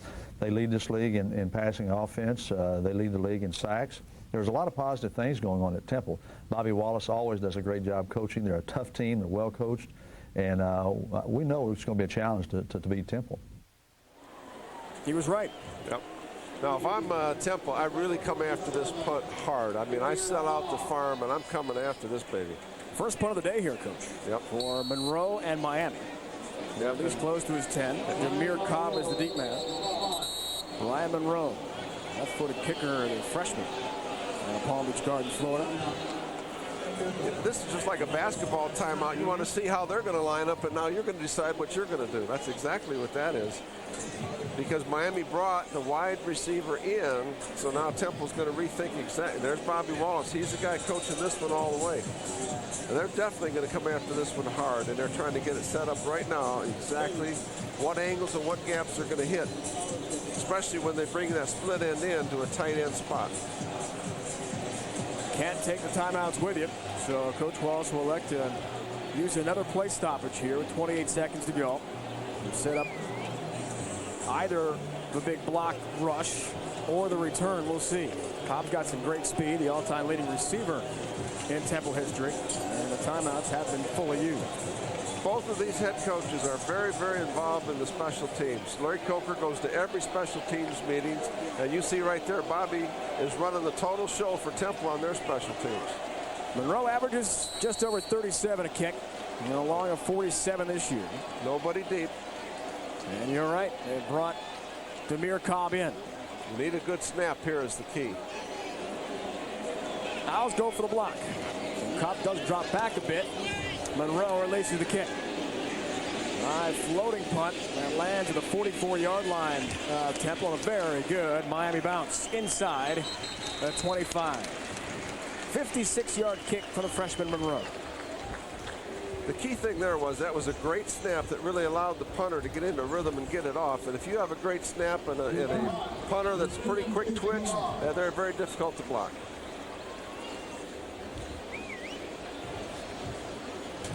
So 16 seconds remaining here for Temple.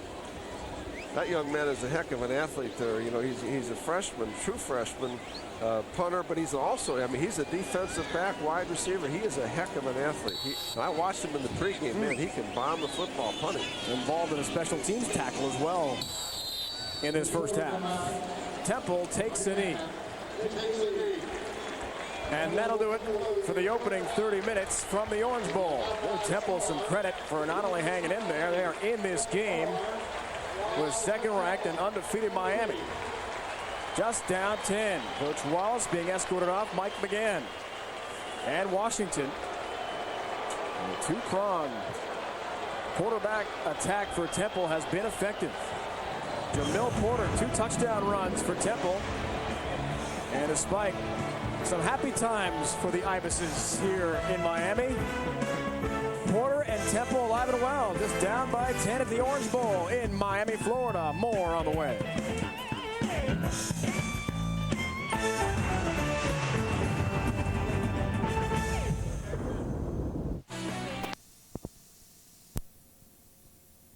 Temple hanging in there. Coach Doug Graber, without question, 24-14 game. You think about Larry Coker, probably his first thought penalty, 6 for 58 yards in the opening half. He's got to shore that up in the second. Well, Temple is definitely hanging in there. And to me, really the surprising thing is Temple being the leading passing team in the Big East. And they have come in here, and it was their plan. You can see it clearly. They have run the ball fairly effectively against this Miami defense. Jamil Porter outstanding in the first half. A couple of long runs, 169 yards for the Temple Owls. Entree Roll, the early fumble, really got things going. Ended up leading to Jamil Porter touchdown run, Doug. Absolutely, and the turnovers are the key for this Temple team if they're to have a chance. Great first half. Jared Payton, 80-plus yards for him, a couple of touchdown runs. Didn't play much in the second quarter, though. Yeah, and I think the offensive line for Miami really dominated middle way through the first and second quarter. This is Jamil Porter, longest play from scrimmage against Miami all year long. Look at the breakaway speed. Entree Roll cannot catch him. 69 yards later, and the spectacular dive. A touchdown for Temple, just down by 10. Here are the GM Goodwrench first half stats. Yeah, and again, the key thing is here, of course, Miami, you talk about balance, 142 rushing, 142 passing. But the key is, to me, for Temple to hang in there, is 116 yards rushing by Temple, and then the leading passing team in the Big East only has 10 yards passing, only 1 completion to a wide receiver. GM Goodwrench, first half stats. Cruise ships getting set to embark on an exciting journey. Temple would have an unbelievable journey back to Philadelphia if somehow they can continue what they got going at the end of the first half. Jared Davis gets set to kick things off to begin the second half. Miami, of course, this year has had some close calls. Incredible comeback victories over Florida and West Virginia.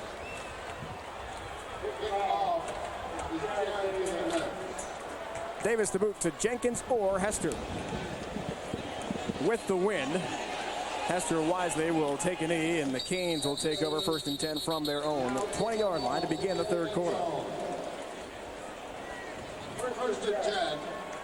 Interesting to see which running back comes in and gets the majority of the snaps. Looks like Payton will hit the field here to begin the third quarter. And as Larry Coker told us during the week, Doug, it was a plan to play 3 backs in the first half. He did just that. He certainly did. And again, they can run the football against this Temple front. They've shown that. And you've got to keep Payton somewhat fresh. You can't wear him out here in the first half. And they did a nice job of that. 11 carries, 88 yards, 2 touchdowns, 8 yards per carry in the first half for Jared Payton. He dots the I behind Berlin. Initial possession for either team. Second half, Moss dropped it. Make it Quadrant Hill. A quick screen pass to the fullback. Couldn't make the play. And it'll be 2nd and 10. Quick play action here and getting Hill out into the flat, and he was open. Good block there by Payton. He's certainly wide open. Just classic case of running with it before you catch it.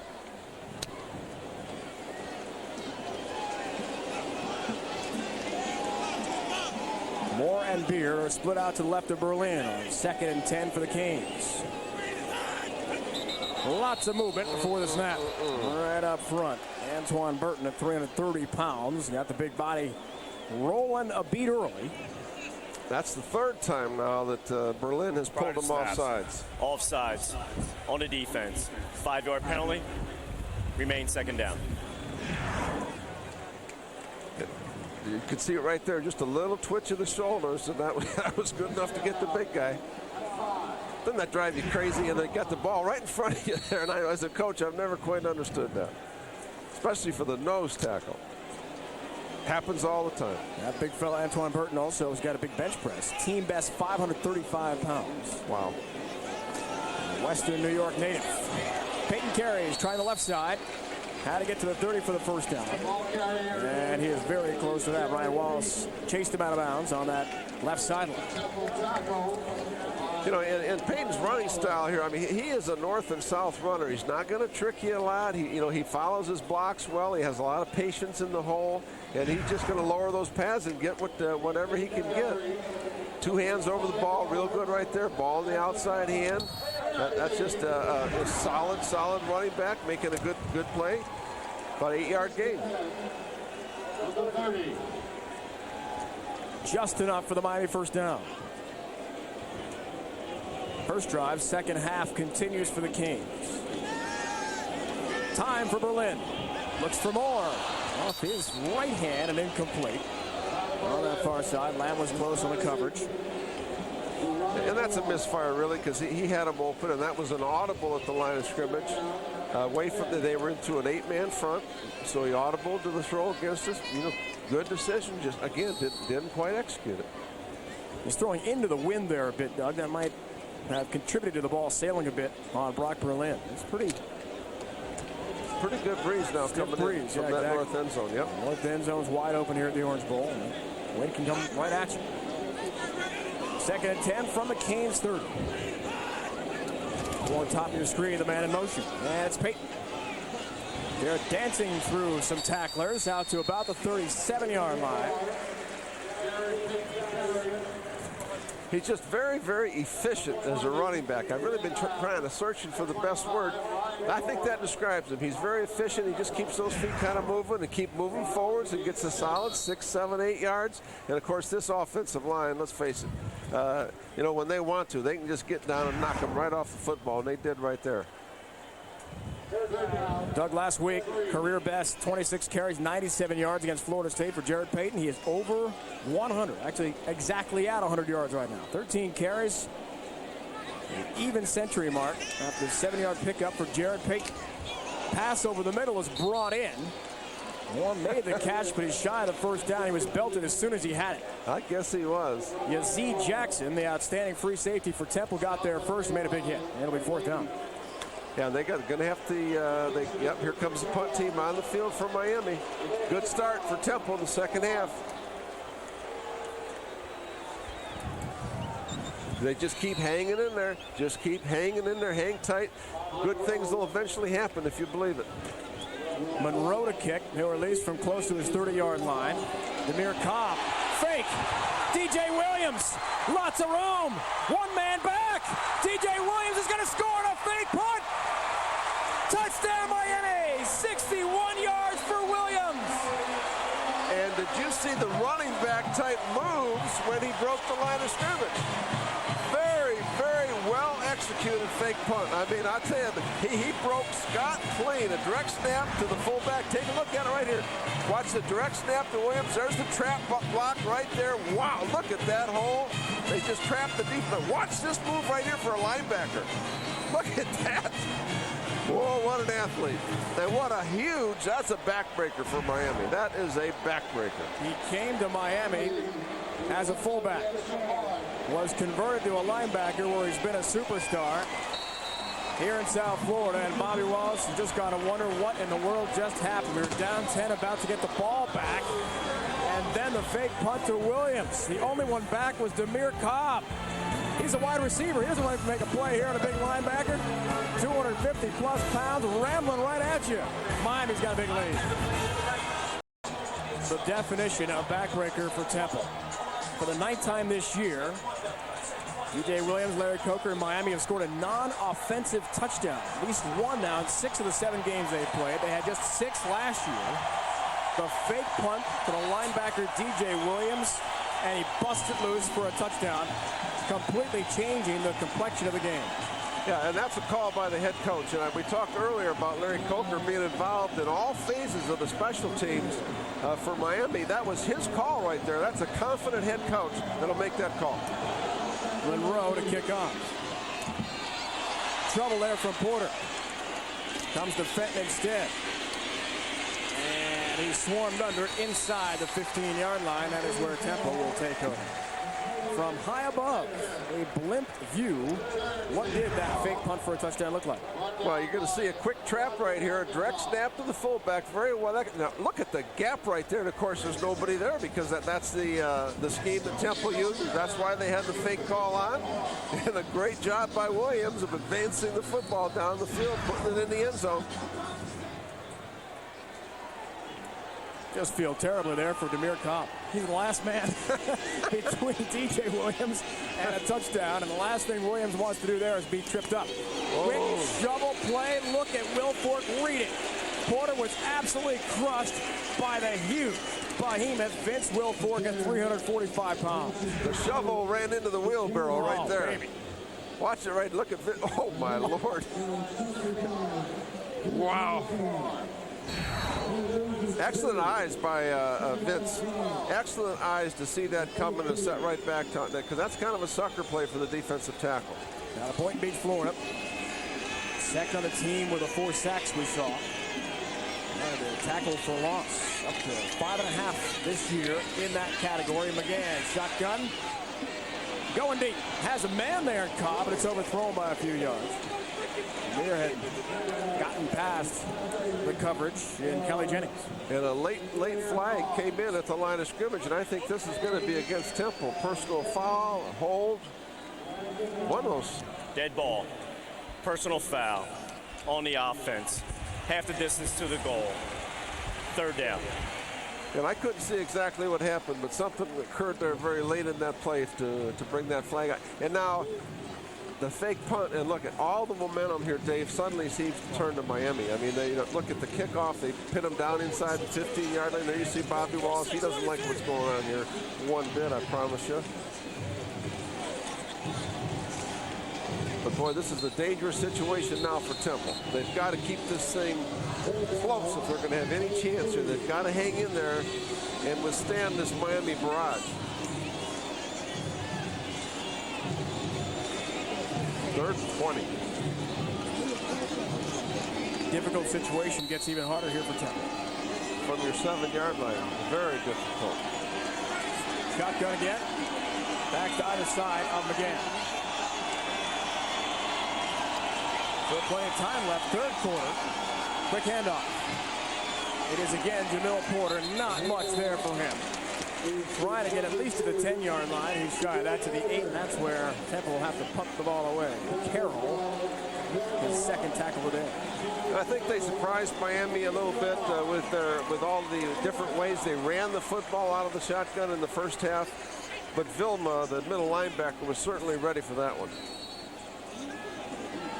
4th punt of the day for McLaughlin, who so far has averaged more than 52 yards a kick. He's been one of the top weapons for the Owls. He's punting with the wind here. Quite a gust at his back.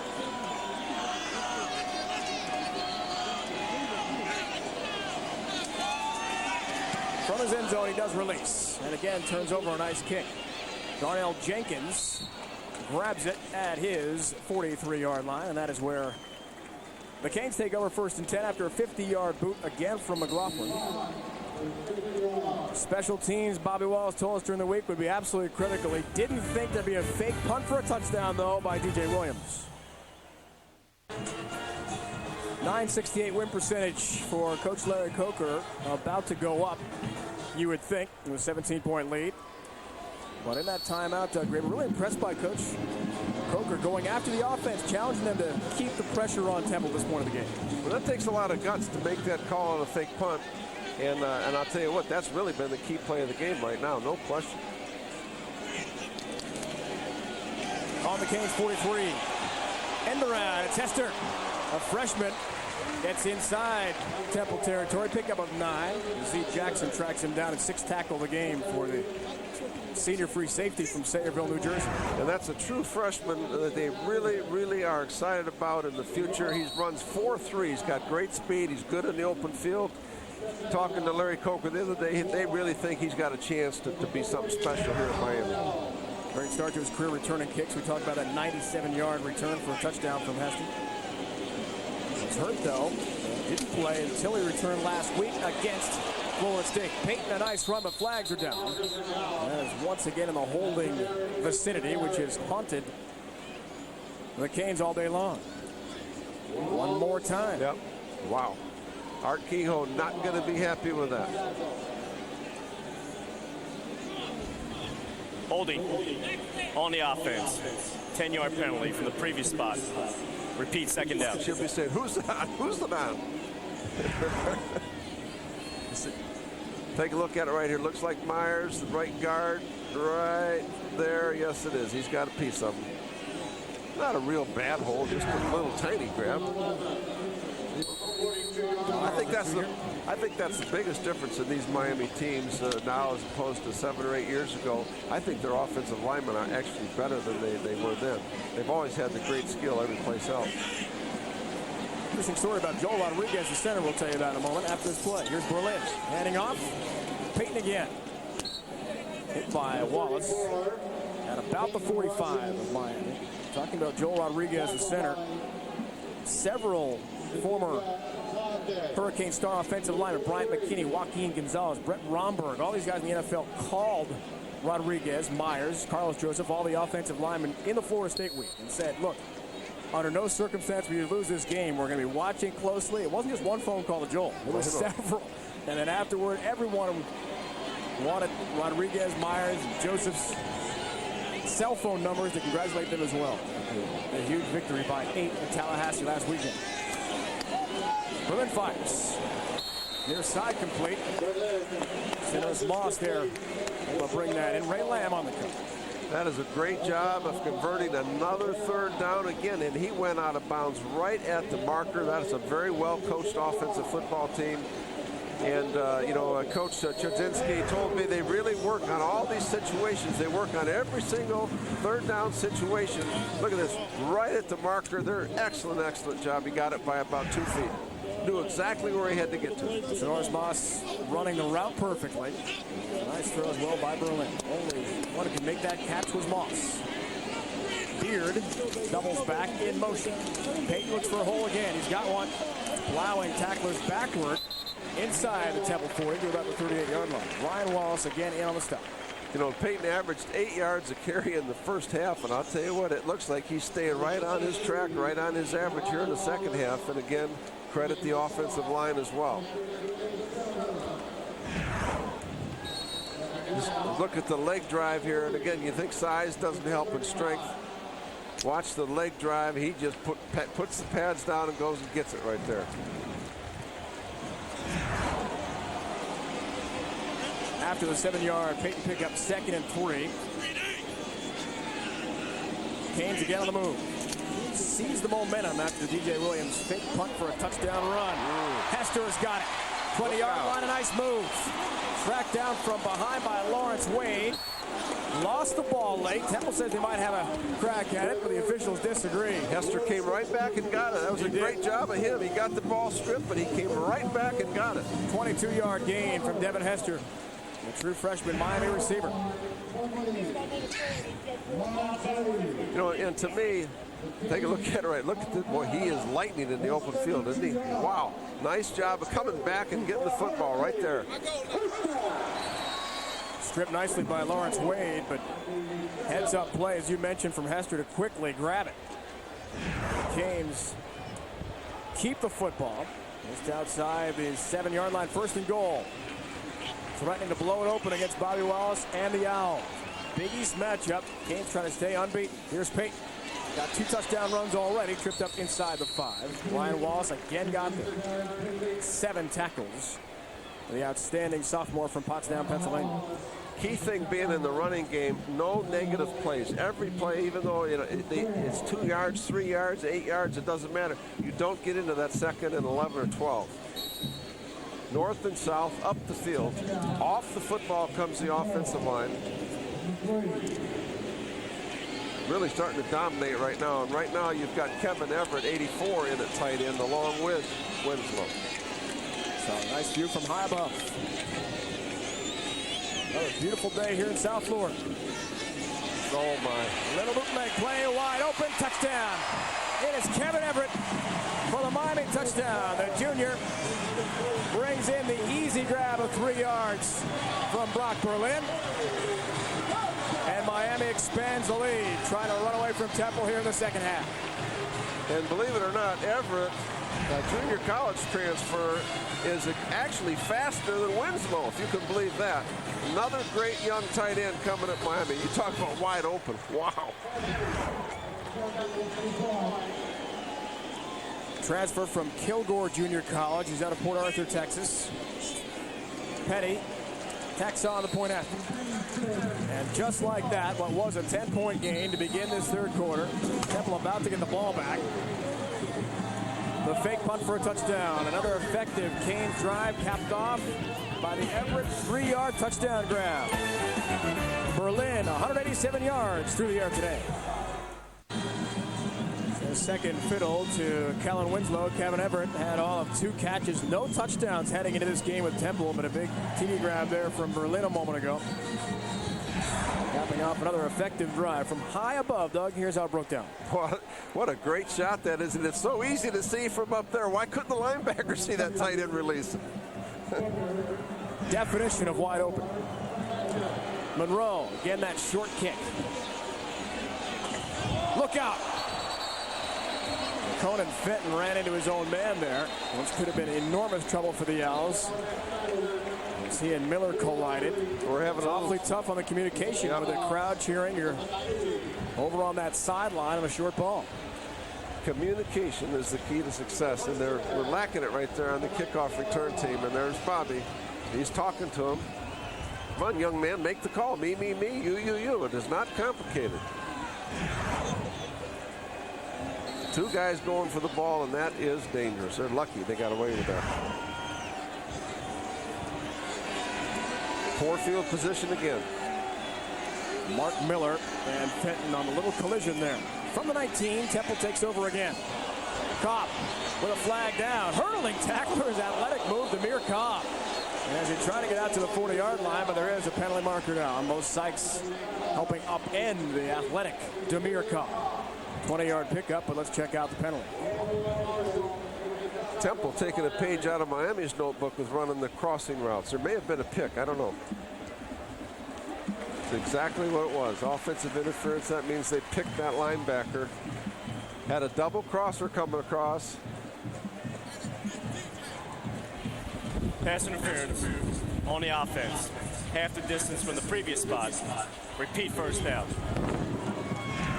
Let's take a look and see if we can see it.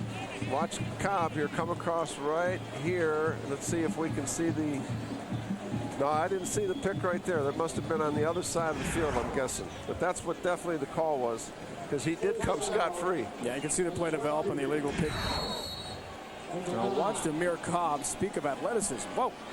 No Sykes and Roll trying to take him out, along with Marshall. Backs up the Owls even more. 1st and 20 now. Just over 7 to go, third quarter. It's been all Miami in the second half. McGann with the quarterback draw. Will Fork among many to get to the quarterback, Mike McGann. There's Sean Taylor, who's injured, had a shoulder procedure this week. Minor operation, we're told by the Canes coaches. Should be back for the November 1st showdown at Virginia Tech. What a one-man wrecking crew, Doug, he was last week. See the 6 picks. He had 2 interceptions last week against their arch rival Seminoles. Brought one back 50 yards for a score. He could have had 4 picks. He also made a recovery and a block punt. He was dominating last week, and he's got 6 of their 8 interceptions as a team. What a game he had. Talk about speed and power. He is huge. Zarka over there with Williams on coverage, and here is again the day that Sean Taylor had in Tallahassee. Chris Ricks is never going to forget. 26 and white. This is the pick return, 50 yards, Coach.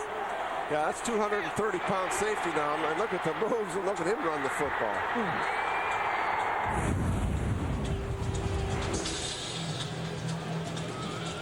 He'll be back for Virginia Tech. Yes, indeed. Mo Sykes returning after his sprained knee. He missed last week's game. And you mentioned it at halftime. Taylor is a different breed out there, isn't he? Yes, he is. He's an NFL-level player, no question. 3rd and 17, McGann Temple. Crossing route right over the middle. Brought in there by Buchi Ibe. He'll be shy of the first down despite all the dancing toward the 25-yard line. Needed a 20 now. And Temple facing him a 4th down. Again, though, that's a positive play. You don't convert, but at least you get yourself some room to punt and give your good punter now a chance to directional punt again into the sideline. Let's see if he can hit him into the sideline again. He has been very, very effective today, especially when he's punting from the north end with that wind at his back. His directional punts have been outstanding. Montreal Roll awaits the kick again from McLaughlin. Without question, as Doug just mentioned, has been the weapon for Temple today. That gusting breeze behind him. Really kicking up now. Another nice kick. Roll at his 35. Looks for some help. Tries the middle, then looks to bounce outside of the right. Still on his feet into Temple territory. Colin Hannigan tracked him down on special teams. Reserve tight end for Temple. To about the 47-yard line. 40-yard punt, 17 on the return. Next Saturday at noon Eastern, Syracuse and Pittsburgh, Big East game of the week. A battle of two of the most explosive offenses in the conference. Orangeman with Walter Reyes and Larry Fitzgerald, the great wide receiver of the Pittsburgh Panthers. Is he spectacular? But what? One of his incredible grabs he's had this year. It's all coming up. Check your local listings for game times, stations in your area. A lot of the backups now in for Miami on this series, especially in the offensive line. The group is going to come in. This time we've seen him today. Berlin out. Gathers is in as the running back. This is Moss. And Norris Moss is going to score, but there are flags everywhere. 3 flags come down. Not 1, but 3, which should negate the 47-yard touchdown play to Sonoris Moss.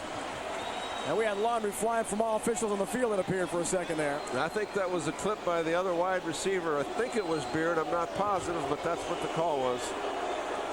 So that will come back, much to the dismay of Larry Coker. Talking closely with Darnell Jenkins. Yep. Legal block in the back on Miami. 10-yard penalty from the spot of the foul. 1st down. Boy, the depth of this program, the depth of this talent, they just keep bringing them in, and they all look good. Take a look at it right here. Look at Moss here. This is another young player. Of course, watch this. Look at this move. Oh, Lord. Right back in the same direction. You just can't quite see that. Right there is the clip right there that was called. Right there. No question about that. Good call. Darnell Jenkins. They did pick up 22 yards of the play. Gathers right up the middle with another flag flying. Yet another penalty. We've had so many of those. Wallace brought down Gathers. Well, it looks like.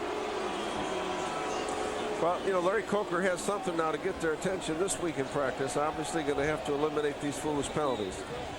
Holding again, Doug. Wow. Is that 7, 8? Is that 8 holding penalties now? That's amazing. I don't know if I've ever seen One was declined, but it would be up to 8 if they had taken all of them. On the offense. 10-yard penalty from the previous spot. Repeat 1st down. So the Canes, their own worst enemy right now. 2 big calls, negating a powerful drive here. And wiping a touchdown off the board. And right now you have basically the whole second-team offensive line in there. You've got Everett, the second tight end in the game, the quarterback. You basically have your 2s out there. And believe me, these guys have some athletic talent now as well. They've been waiting for this opportunity. Timeout, Miami. First charge, timeout. Crudup takes timeout. Didn't like what he saw from the Temple defense. 4:39 to go here in this 3rd quarter. Dave, I've been coming to Miami the 10 years I spent as a coach in the NFL, coming down here to work out players and everything. And in my opinion, the things that separate this program are the tradition that these guys have established. The work ethic of these players on their own is absolutely incredible. Amazing work ethic, and that's a tradition. That's expected when you come to Miami. Without a coach pushing you, you do it. The other thing is all the players that go through here feel a real responsibility to keep this thing going. All of them, just as you mentioned, they call back all the time. They come back all the time. They are very demanding on the young players that are here to maintain the tradition. Who was that last loss to, Doug? Check it out. Virginia Tech. Man, that's a big showdown coming up in Blacksburg. 26 straight. That's amazing. And of course, how many straight is it here at the Orange Bowl now? And obviously, it's at this point where we have to say they're going to add another one. Looks like today. It'll be 26 if they hang on here against Temple. Last loss at home against West Virginia. Actually, the streak started against West Virginia in '99. Last home loss to Penn State. 27-23 that year. Of course, tremendous talent here in South Florida. That's obviously a major factor in how good they've been as well. Group gets it set up after the timeout. Play action. Some time over the middle. Caught there by Jason Gathern in the backfield. Inside the Temple 30 to the 28. Lawrence Wade brought him down to the grass. Pickup of 8. And Crudup looks very, very comfortable, and he's made every single throw. He has been right on the money. He looks good. And, they've got a young, true freshman quarterback from California, Kyle Wright, that they think is going to be the next great one here, and he's just a true freshman.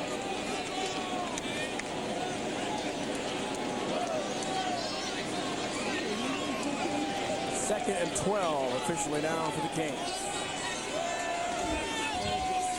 Been all Miami in the second half. Grip runs for his life. Keats spins away from trouble. Inside the 25 down to about the 22-yard line. Nice run for Derek Grip.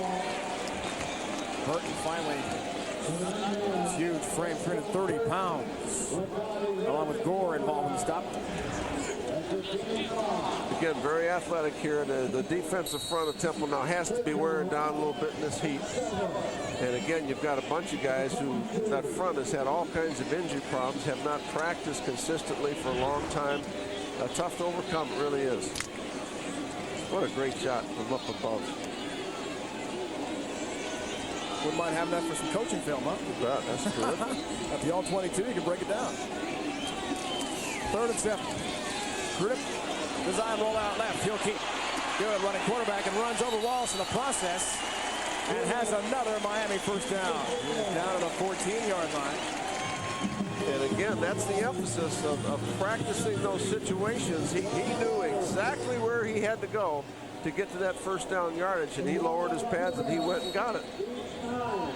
Outstanding job of recognizing and understanding third down situations, what you have to do to be successful. Sprint roll out from Grip, great speed. Very athletic quarterback at 6'1", 206, the junior from Deerfield Beach. Of course, Wade has turned behind the great Ken Dorsey. And now Berlin has taken over. Here's Gather's left side, plowing toward the 10. He'll gain the 10-yard line. He's got just under 2 to go in his third quarter.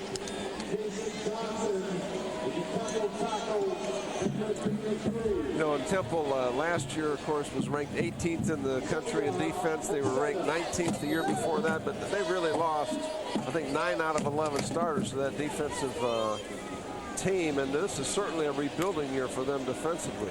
And throw in all the injuries they've had, it makes it very difficult to get any continuity going. Total defense the last 2 years. Very top 20 for Temple. National. Impressive statistics. And 9 new starters will do it. Taken in by Kobia. Kyle, the fullback, is inside the 10 to about the 8-yard line.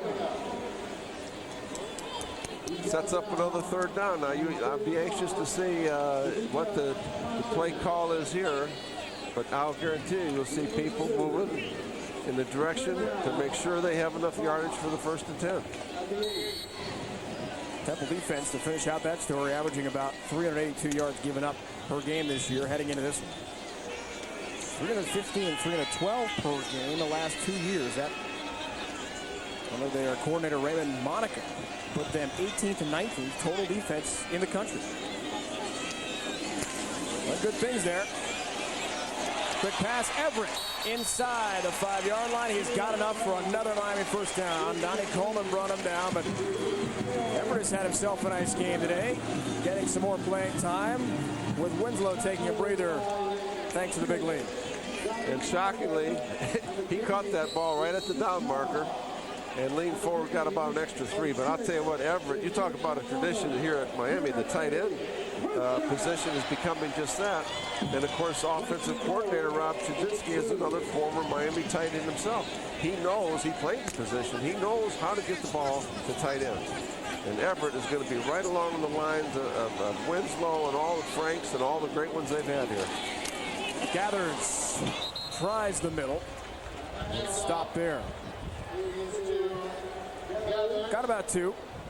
We saw the first down stat a moment ago. What a thorough domination by Miami.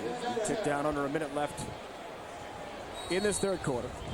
Crude up on the drive, 4 for 4 through the air, 48 yards. And he and Berlin have had outstanding accuracy combined at the quarterback spot today. Yeah, this is Buck Ortega in at really the backside tight end. He's a wide receiver, number 15, but he's in at the backside tight end here in this power formation. Gathers, drives toward the goal line, a touchdown. Jason Gathers from 2 yards out gives Miami another 6. And the Canes domination at the tail end of the third quarter just about complete. Right, if you're Larry Coker, now take a look at it right here. This little counter play, good block by the fullback.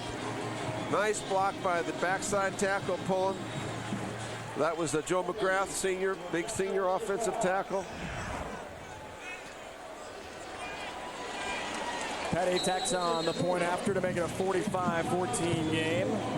9 plays, 47 yards. It ate up about 4.5 minutes of clock for Larry Coker. Trying to go 31-1 to begin his coaching career at Miami, and he's in the driver's seat for that exact number to work out. Yep, that's just the counter play, and a nice job of just sticking it up in there. And big Joe McGrath, big senior offensive tackle,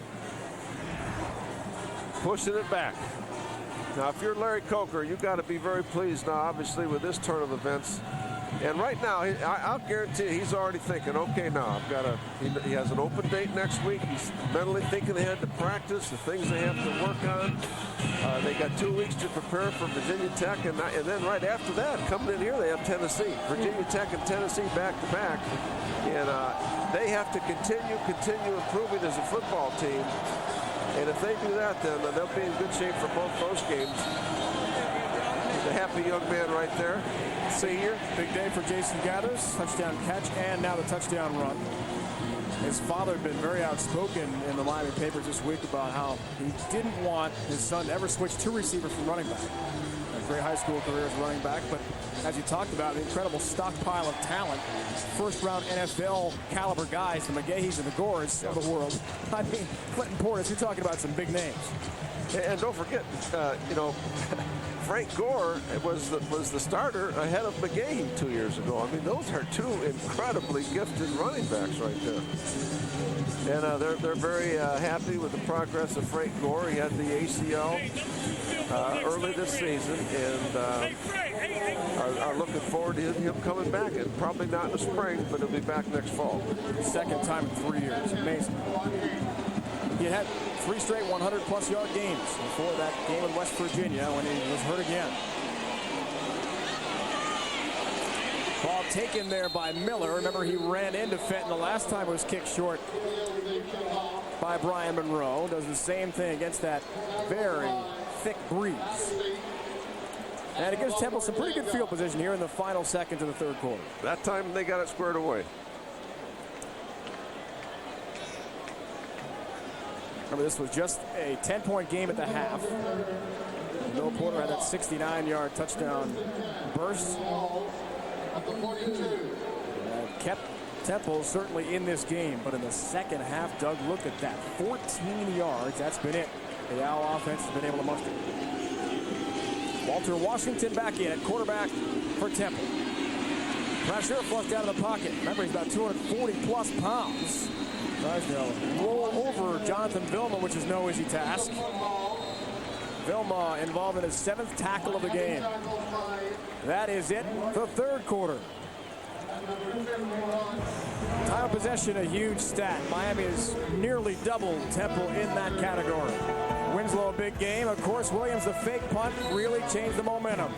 And Everett has chipped in as well with his first ever touchdown catch as a Hurricane. Thumbs up in South Florida. They've got a big lead.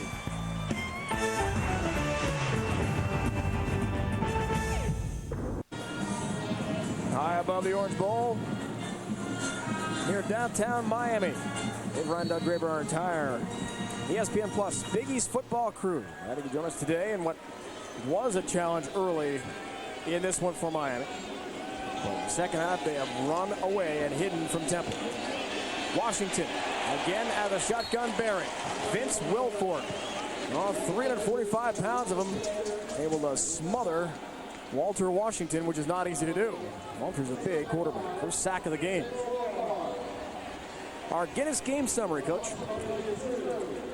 Jarrett Payton, I'll tell you what, it's a nice solid day for him. Brock Berlin, a nice solid day. I'm impressed he's getting better all the time. Jamil Porter had the one huge play for Temple that really changed things for a while. 493 yards from Miami. Shoulder started to sag for Temple on that fake punt for a touchdown from Williams, no question. Then Washington running for his life, makes a nice move, runs into a lineman, stays on his feet. Walter Washington a spin. And as he tried to get to midfield, finally Untrell Roll from his right cornerback spot came up and put down Walter. They've shown a lot of the athleticism and the strength right there, but all for naught. 4th down. Now let's see, are they going to go for it here? They may be going for this. Midfield, yeah. Very nice. Good athlete right there. It's just a shame that he was not able to get here for spring football and really learn that offense. And here now you got the punt team on the field. Saw a lot of Washington last week in the BC game in Philadelphia. Very athletic, mobile quarterback as we saw. 500-pound bench presser is Walter Washington. McLaughlin back on the punt. He's had a very good day. Darnell Jenkins, the deep man. Angling for the near corner. Jenkins dances out of bounds at about the 5. So the Canes take over. Boy, that punter in our 4th quarter. He has had some day now for Temple. He has been just absolutely terrific. McLaughlin has been terrific. 44-yarder there for Mike McLaughlin. One of the top weapons for Temple. They're way down, though, at the Orange Bowl this afternoon. Head-to-head with Temple the last 4 meetings. Miami had outscored the Owls 182-38. A little bit closer in this one, Coach, most of the way anyway. It really was. It was an outstanding game throughout the first half. And again, you see Peyton here. He certainly has had a big day, over 100 yards rushing. But that's the play right there, the fake punt, that really broke Temple's back. And it's been all Miami ever since then, just totally dominating now in every phase of the game. DJ Williams probably never imagined when he left the fullback spot to be a linebacker that he'd score in that fashion. And that was great execution, too. That is not as easy as it looks. Rip stays in the game.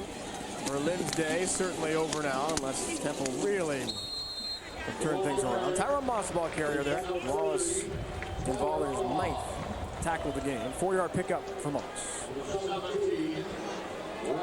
And this is exactly the way that Coach Coker would like to script it. Now, it's a great opportunity to get some of these second, young offensive linemen in the game, your young running backs, your young wide receivers, get them some experience.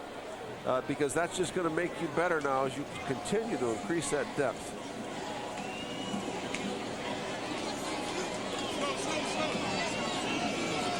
Second and 6. Play action, Croops got it. Dances out of his end zone, fires near side. And ball is brought in, 25-yard line by Devin Hester. Well, I'll tell you what, Crittip has come in and he really has been very, very impressive. He has made every single throw right on the money. Very athletic. Looks very comfortable running everything. Look at here, the good play action fake. Very athletic coming out here to his left. Making a great throw right on the sideline. 16-yard pickup. Depth. Boy, that's unbelievable, the depth of this football program. That's why they're so good. Yeah, you're in your second, third string and you're still blue chip high school All-American type players, and mostly from right here in South Florida. The lay handoff.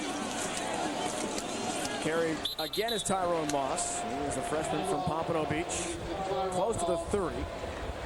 And they need the 35 for the next first down. They'll keep that clock rolling. Under 12 to go. Now here in the fourth quarter. And obviously with Tyrone Moss, he probably would have been redshirted this year. But with the injury to Gore, that bumps him up in the batting order. Now they need him. Win streaks on the line for Miami. All will certainly appear to remain intact. 39 regular season games. The lone loss, of course, Ohio State Fiesta Bowl, and that OT thriller in Tempe last winter. And that was some movement left side of the line for the Kings. That was Rashad Butler, 6'5", 275-pound sophomore, just a little bit antsy. Prior to snap, false start on the offense. 5-yard penalty. Repeat second down.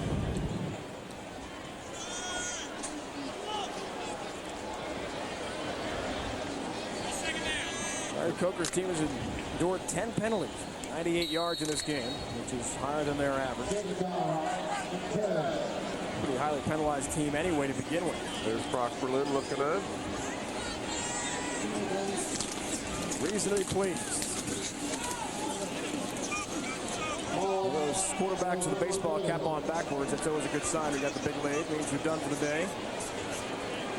I just got to worry about those media interviews, right? Yeah. What are you going to say to the paper?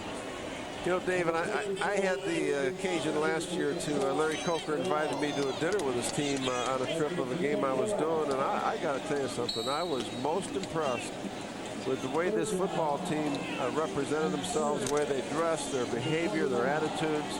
I mean, first class. I mean, it was very, very impressive to me.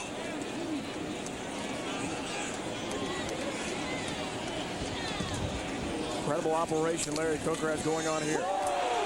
Blitz, big hit. Crudup goes down hard. He was just crushed. Well, totally unblocked, and of course he never saw him coming. And Conti came in and nailed him for a 9-yard loss. Yeah, and that's Temple really is not a blitzing style of defense. And you look at it, see from the left of your screen right there. Ooh, that's dangerous. You never saw him coming. And just take a listen to this now. Listen to the It's a contact sport. Monroe into punt, releases from just outside the 10. Another booming kick, high spiral. Demir Cobb, the fair catch, just outside the 31-yard line of Temple. An incredible 48-yard kick again with the win for Monroe. Great hang. Great hang time. I'll tell you, that is a heck of an athlete now. That is not just a punter. That's an athlete. Under 10 to go, fourth quarter. Canes, we saw those win streaks about to be extended today. Beautiful sunny South Florida. Providing these pictures, the Goodyear Blimp Stars and Stripes each year. The Goodyear Blimps visit over 100 communities and participate in dozens of telecasts at major sporting events. I'm very glad they're here today.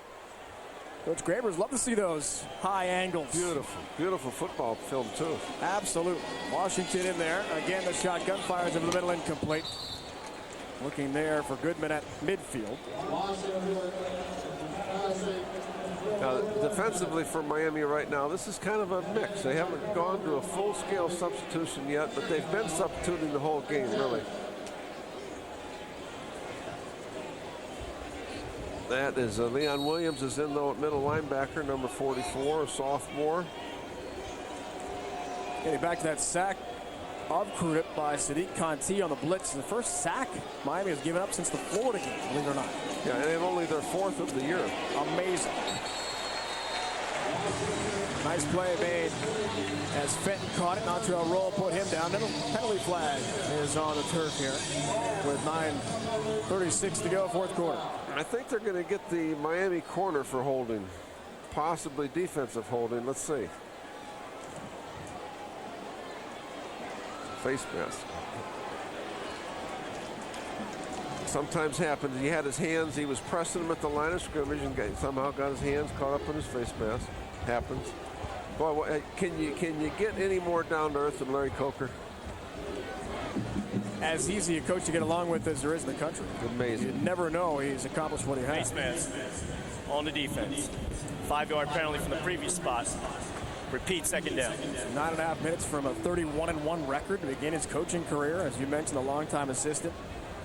Still said the other day he probably thinks it's still a little bit more fun to be an assistant, and I agree. I mean, it's not always fun being the head coach, even when you're 30-1. The limelight is always on you. Everyone knows every single move. You're a coordinator even. Not nearly the pressure you face as a major Division I head coach. You know that all too well. Washington over the middle, looking for Goodman again. And Sykes had him lined up for a big hit. Falls incomplete at midfield.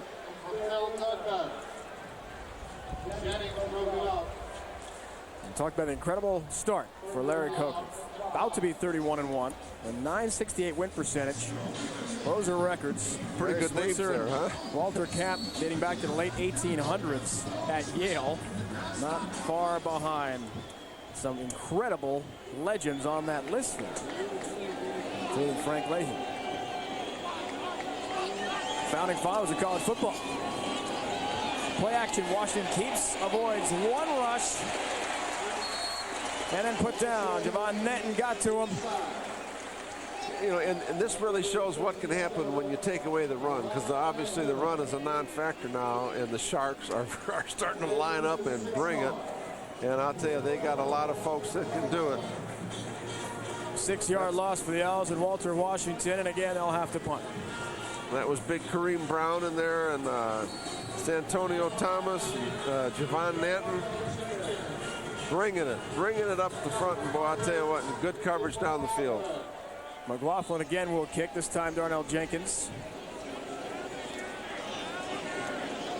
Return man set up. Big day for McLaughlin, certainly saw those numbers. Full end over end line drive kick. Not prototypical of the great boots he's had all day long. Ends up inside the 40-yard line of the Canes. Well, take over again. He had a great day punting. He's not very happy with that one. 30-yard effort there for McLaughlin for Bobby Wallace, who will fail again to win his 100th career game as head coach. But still more time to go for Coach Wallace and the Owls this season. Today's Big East Conference football action has been brought to you by Allstate. You're in good hands with Allstate. By Guinness Draft Stout. Enjoy responsibly the world over. The J-Team, only at Jiffy Lube, the Well Oil Machine. By Outback Steakhouse, no rules, just right. By GM Goodwrench, home of Mr. Goodwrench, the one and only GM expert. By the United States Army, an army of one. And by Prestone, when you want protection inside and out, you want the Prestone family. Hey, Brian Doug Graber, our entire crew, Orange Bowl in Miami. About 49,000, the announced crowd here. Certainly have enjoyed seeing another Canes win. We'll have the off week, as we mentioned before, Virginia Tech. How do you see that one shape up? Well, it's at Blacksburg, and I'll tell you what, you know, in Virginia Tech, I think this is their best team in many, many years. If this Miami team continues to improve like this, so they'll be tough to beat. Crudup remains in the game, taking a huge sack from Sadiq Conti. Last possession, burst up the middle. It is Tyrone Moss. Second and third efforts give him 21 yards to the 40-yard line at Temple. Another big run. And now a player shaken up. This true freshman, 223 pounds. Look at him just kind of keep his feet working, wind his way through. He's got some size and power. Another blue chip running back. Surprise, surprise. Yep. See why Gathers got moved. There's too many talented people ahead of him. Absolutely. Jared Payton's day has been done for about an hour now. Moss again tries the right side inside the 35-yard line to the 33. Give him 7 more. It'll be 2nd and 3 coming up now. And Tyrone Moss and the Canes. 7.5 on the rolling clock. 4th quarter. Standing between Miami and its 7th win of the season. Temple will drop to 1-6 and 0-2 in league play. South Florida, a pretty exciting place right now. The Canes are undefeated. The Marlins go up to Yankee Stadium, and the lines the other day just buying the Marlins gear were amazing coming in. Yeah, I guess 4 hours at Pro Player Stadium. The 3 games that Marlins fans here might see after the 2 at Yankee Stadium. 5-yard pickup there again. Moss across the 30, down about the 28. First down yardage one more time for Miami. So 17,000 the Marlins average, Doug, during the season, and once the playoffs hit, Marlin fever overflowing, and it is a sellout for all their home games in the World Series. Well, this is a great shot right here, and I'll be surprised if you see the ball in the air at all. I think that Coach Coco just put it on the ground, let the clock run, grind it. Moss has 8 catches, 84 yards. As you say that, there goes the pass, taken in by Darnell Jenkins. He's forced out of bounds just outside the Temple 20. Give him 8 more yards. Life is full of surprises, right? We all know that very well. I have really been impressed with Derek Crudup today. I'll tell you, he is a good-looking athlete, and he has not had a bad throw yet. Every one has been right on the money. Amazing. Coach Coker and the staff give him a lot of credit for hanging in there, really sticking with his emotions and commitment after losing out in spring ball to Brock Berlin as the #1 quarterback here. He waited behind Dorsey, waited patiently for his turn. In comes the transfer from Florida to take over. Moss again the carry. One more time gets a Kane first down. About the 17 of Temple. This steamroll, depleted, very tired Temple defensive line at this point of the game. They are really out on their feet, you know. And as the transfer Berlin came in, they had another talented freshman, Mark Gillian, a quarterback that just transferred to Alabama this fall. If you come to play at University of Miami, you know you're going to have some stiff competition. Whatever your position might be. Here's Moss getting close to 100 yards himself. However, this one might come back due to a penalty. More laundry on the field. At least 3 flags dropped from different official positions. That must have been an obvious hold.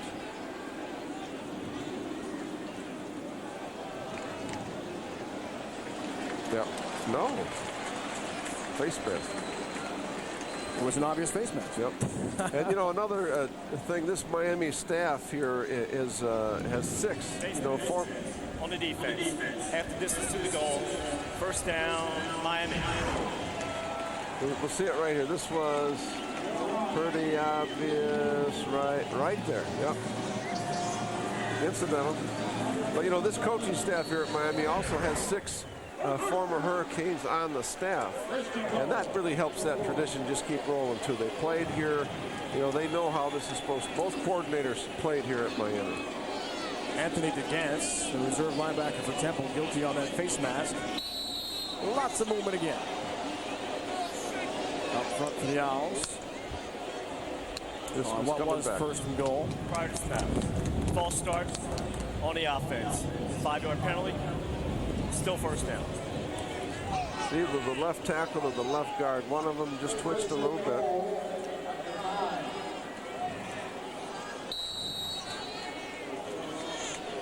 .306 rushing yards here, coach, for Miami this game on 39 carries. 95 yards for Moss. Peyton already over 100 yards. His day long since done. So again, the rushing defense for Temple is troubles. They were steamrolled last week by BC. Peyton had 115 on the ground. Moss again bursting up the middle. Touchdown, Miami. Tyrone Moss, 9 yards out. And the Canes really open it up here in the fourth quarter. 51-14. Ground game dominance. A huge theme this afternoon from the Orange Bowl. And now you have 2 running backs with 100 yards. And again, this is the backup offensive line. Oh, great block right there. That's just good execution. That's all that is. It's great execution all the way across the board. That was a Tony Tella, number 61, that really threw the key block. Even the backup kicker here, Doug, is going to get some reps. Mark Gent on the point after. You know you got a big lead when you can put your second-string kicker in the game. Get him some opportunities. The second back of the day, as Doug mentioned, to surpass 100 yards, 11 for 104 and a touch. Tyrone Moss. Let's take a look now at the outstanding back of the game, brought to you by Outback Steakhouse. Jared Payton. Well, I'll tell you, that's a tough call because both of these backs have been very impressive. But Payton, look at that, just good north and south running, very efficient running all day long, lowering the pads, getting the tough yards, running north and south. That's my style of running back right there. Nothing fancy there. You know, and of course, I had an opportunity to coach against his dad when I was the defensive coordinator at Tampa, and I had the opportunity to coach 5 years against Kellen Winslow's dad when I was at Kansas City as the secondary coach. And it's kind of a thrill, and not kind of, it is a thrill to see their two sons out here and to see the outstanding young men they've become. And both those guys were class acts. I mean, they were great players, but they were class acts. And the beat goes on with these young men here. What a story from Payton, as you alluded to earlier. The trouble that he's had away from the field, the accident, having overcome the tragic loss of his legendary father, and of course waiting behind some unbelievable running backs here. Frank Gore, tragically for him, a second knee injury, and Payton has persevered through all of his issues to once again be a featured back. Not only that, but he's been a superstar for them the last 2 games. There's Art Kehoe. What a character he is, and what a terrific offensive line coach. Jet handles the kickoff duties. Monroe is resting comfortably on the Canes bench here. Conan Fenton toward the 20, tripped up exactly at the 20-yard line. So Temple takes over here. Just over 5 to go, fourth quarter.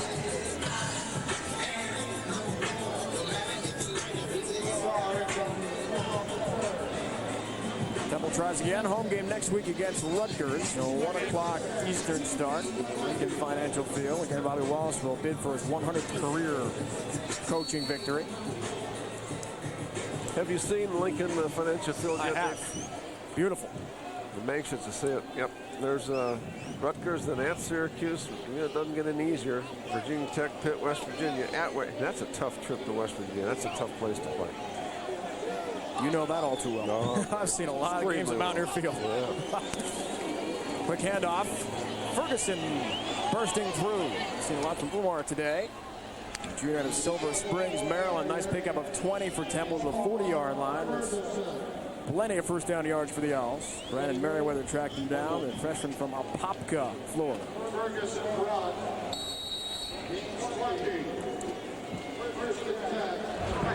Speaking of Rutgers, who is this guy on the night sideline? Boy, that old, hard, artificial turf of the Meadowlands, right, Coach? You really had to dig deep into the archives now to come up with that, I promise you. Hail Mary against Pittsburgh. What happened? A victory for Doug Graber the Knights that night. I'm sure that was a special memory for you. That was the thrill. That was the first Rutgers victory ever over Pitt, so that was a lot of fun. Demir Cobb there brought that ball in. But now doing some coaching yourself over in Europe and Germany. How do you enjoy that experience? Oh, NFL Europe is absolutely terrific. It's fun. It's like going back to your roots as a coach. You're simply trying to help young players get better and finally make it to the next level. That's what it's all about.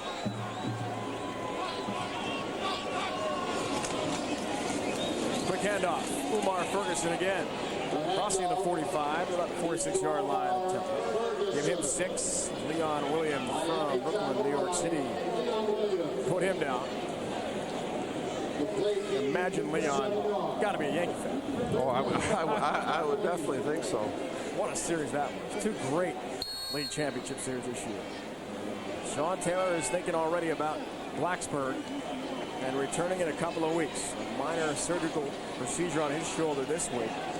It's amazing how they can do these those scope procedures, and boom, they come right back in a week to 10 days. Works out well, though. You figure a heavy favorite against Temple, then the off week. So plenty of time for Taylor to recuperate. Why risk anything with a superstar safety? Yeah, absolutely. 6 interceptions. Was he ever dominant last week at that loss? Incredible effort. We saw earlier today in our broadcast. Got so many great ones here in this program now and down through the years, and now it's tradition. And you got to go back to Howard Schnellenberg. He's the guy that really got it started here initially. Jimmy Johnson did a great job. Dennis Erickson. Butch Davis did a terrific job here at a tough time in the program. Quarterback drawn, 4th down for Washington. He is going to be stuffed. Needed to get just past midfield, won't get there. Alton Wright, reserve left end. McClever there to bottle up Walter Washington. And the ball goes back to Miami. Just over 3 to go, 4th quarter. Standing between the Canes and yet another win at the Orange Bowl. Let's take a look at our AT&T Wireless player of the game, quarterback Brock Berlin. I thought he had an outstanding day, and the biggest thing I saw out of him was a lot of poise. He was very accurate when he needed to throw the ball away. He threw it away. Very efficient, very poised. That's what I saw. And they're confident he can make the plays when they need them to be made. Touchdown passes to Gathers and Everett, as we saw. Like the decision making too, Doug. You brought that up earlier. Some of the problems he had to begin the season as a starter. Got in that huge hole against Florida with some ill-advised passes, bad decision making. That's really turned around for him. And that's the only way that you get better at that position. You have to play the game. And again, you talk about NFL Europe. I mean, that's the reason. Everybody's going to send their third quarterbacks over there to see who can play. And you got to coach them. Yeah, man, that's fun. I'll tell you what it is. And there's been a lot of good ones over there. The Bucks, Brad Johnson, that's where he first really got his opportunity to play. Certainly the young man with the St. Louis Rams, Kurt Warner. Second and 7. Just over 2.5 to go. Wow. Another nice carry. Moss. Tyrone Moss dragging tacklers with him. Big yardage to the 30-yard line. A Temple gave him 16 as he tacks on 16 more to it. Already been a brilliant day. 123 yards dug down the day for Tyrone Moss. 115 for Peyton. He will show you the great sights in the viewpoint from above. There's pilot Larry Chambers. Thanks, Larry. Great job up there. Looks like a smooth ride. I've never been in a blimp before. No, I don't think I want to go either. Well, Larry will take us up. Hey, but they gave us some great shots today. I really enjoyed that. Doug, you speak about run dominance. The last time Miami had 2 100-plus yard rushers in one game, 2001 in a ball game against Syracuse. That's when Clinton Portis, here's one more time, Moss carrying. Portis had 132. Gore had 151. Wow. Tyrone Moss continues to rack up yardage. Give him 129 after that 6-yard pickup. See a lot of strength. He's got great lower body strength. That's the thing. That really, true freshman. Look at the legs. Look at those legs. He has got great strength. Lower body strength, balance, and he's got speed. That's another good one coming. 600 yards of total offense today for Miami.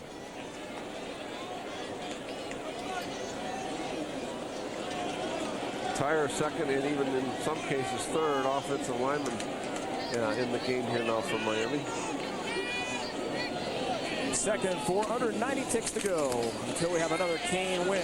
Lost one more time inside the 20-yard line of the 19, and yet again he has got first down yards, given 4 more, and the total continues to climb. We talked about his amazing high school career. 35 touchdowns in 2002, leading his high school, Eli High, Pompano Beach, to a state championship. 35 in one season. Wow. That same year, he rushed for 2,300 yards. You come back here, look at his arms. When you come back here next year, you're going to see some guns on that young man. They get in this weight program, and they got a great strength coach here at Miami. He already runs the 110.9. He's got a vert jump of 33 inches. This guy's a stud as a true freshman.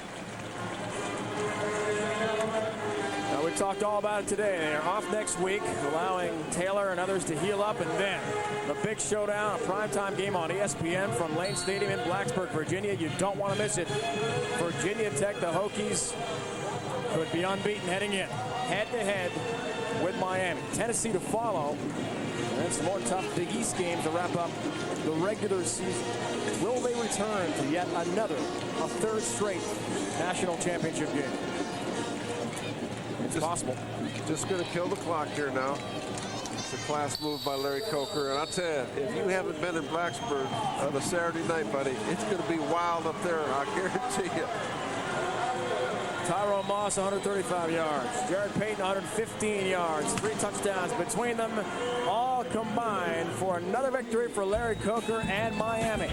52-14. The Canes are still undefeated, ranked number 2 in the nation. More coming up.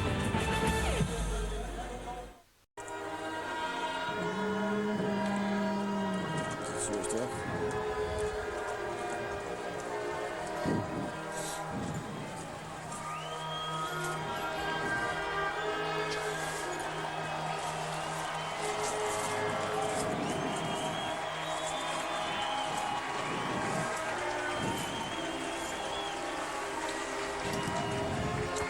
+600 yards of offense for Ibis and the Canes as they roll over Temple 52-14. 2 running backs, Doug, incredible today. That really was.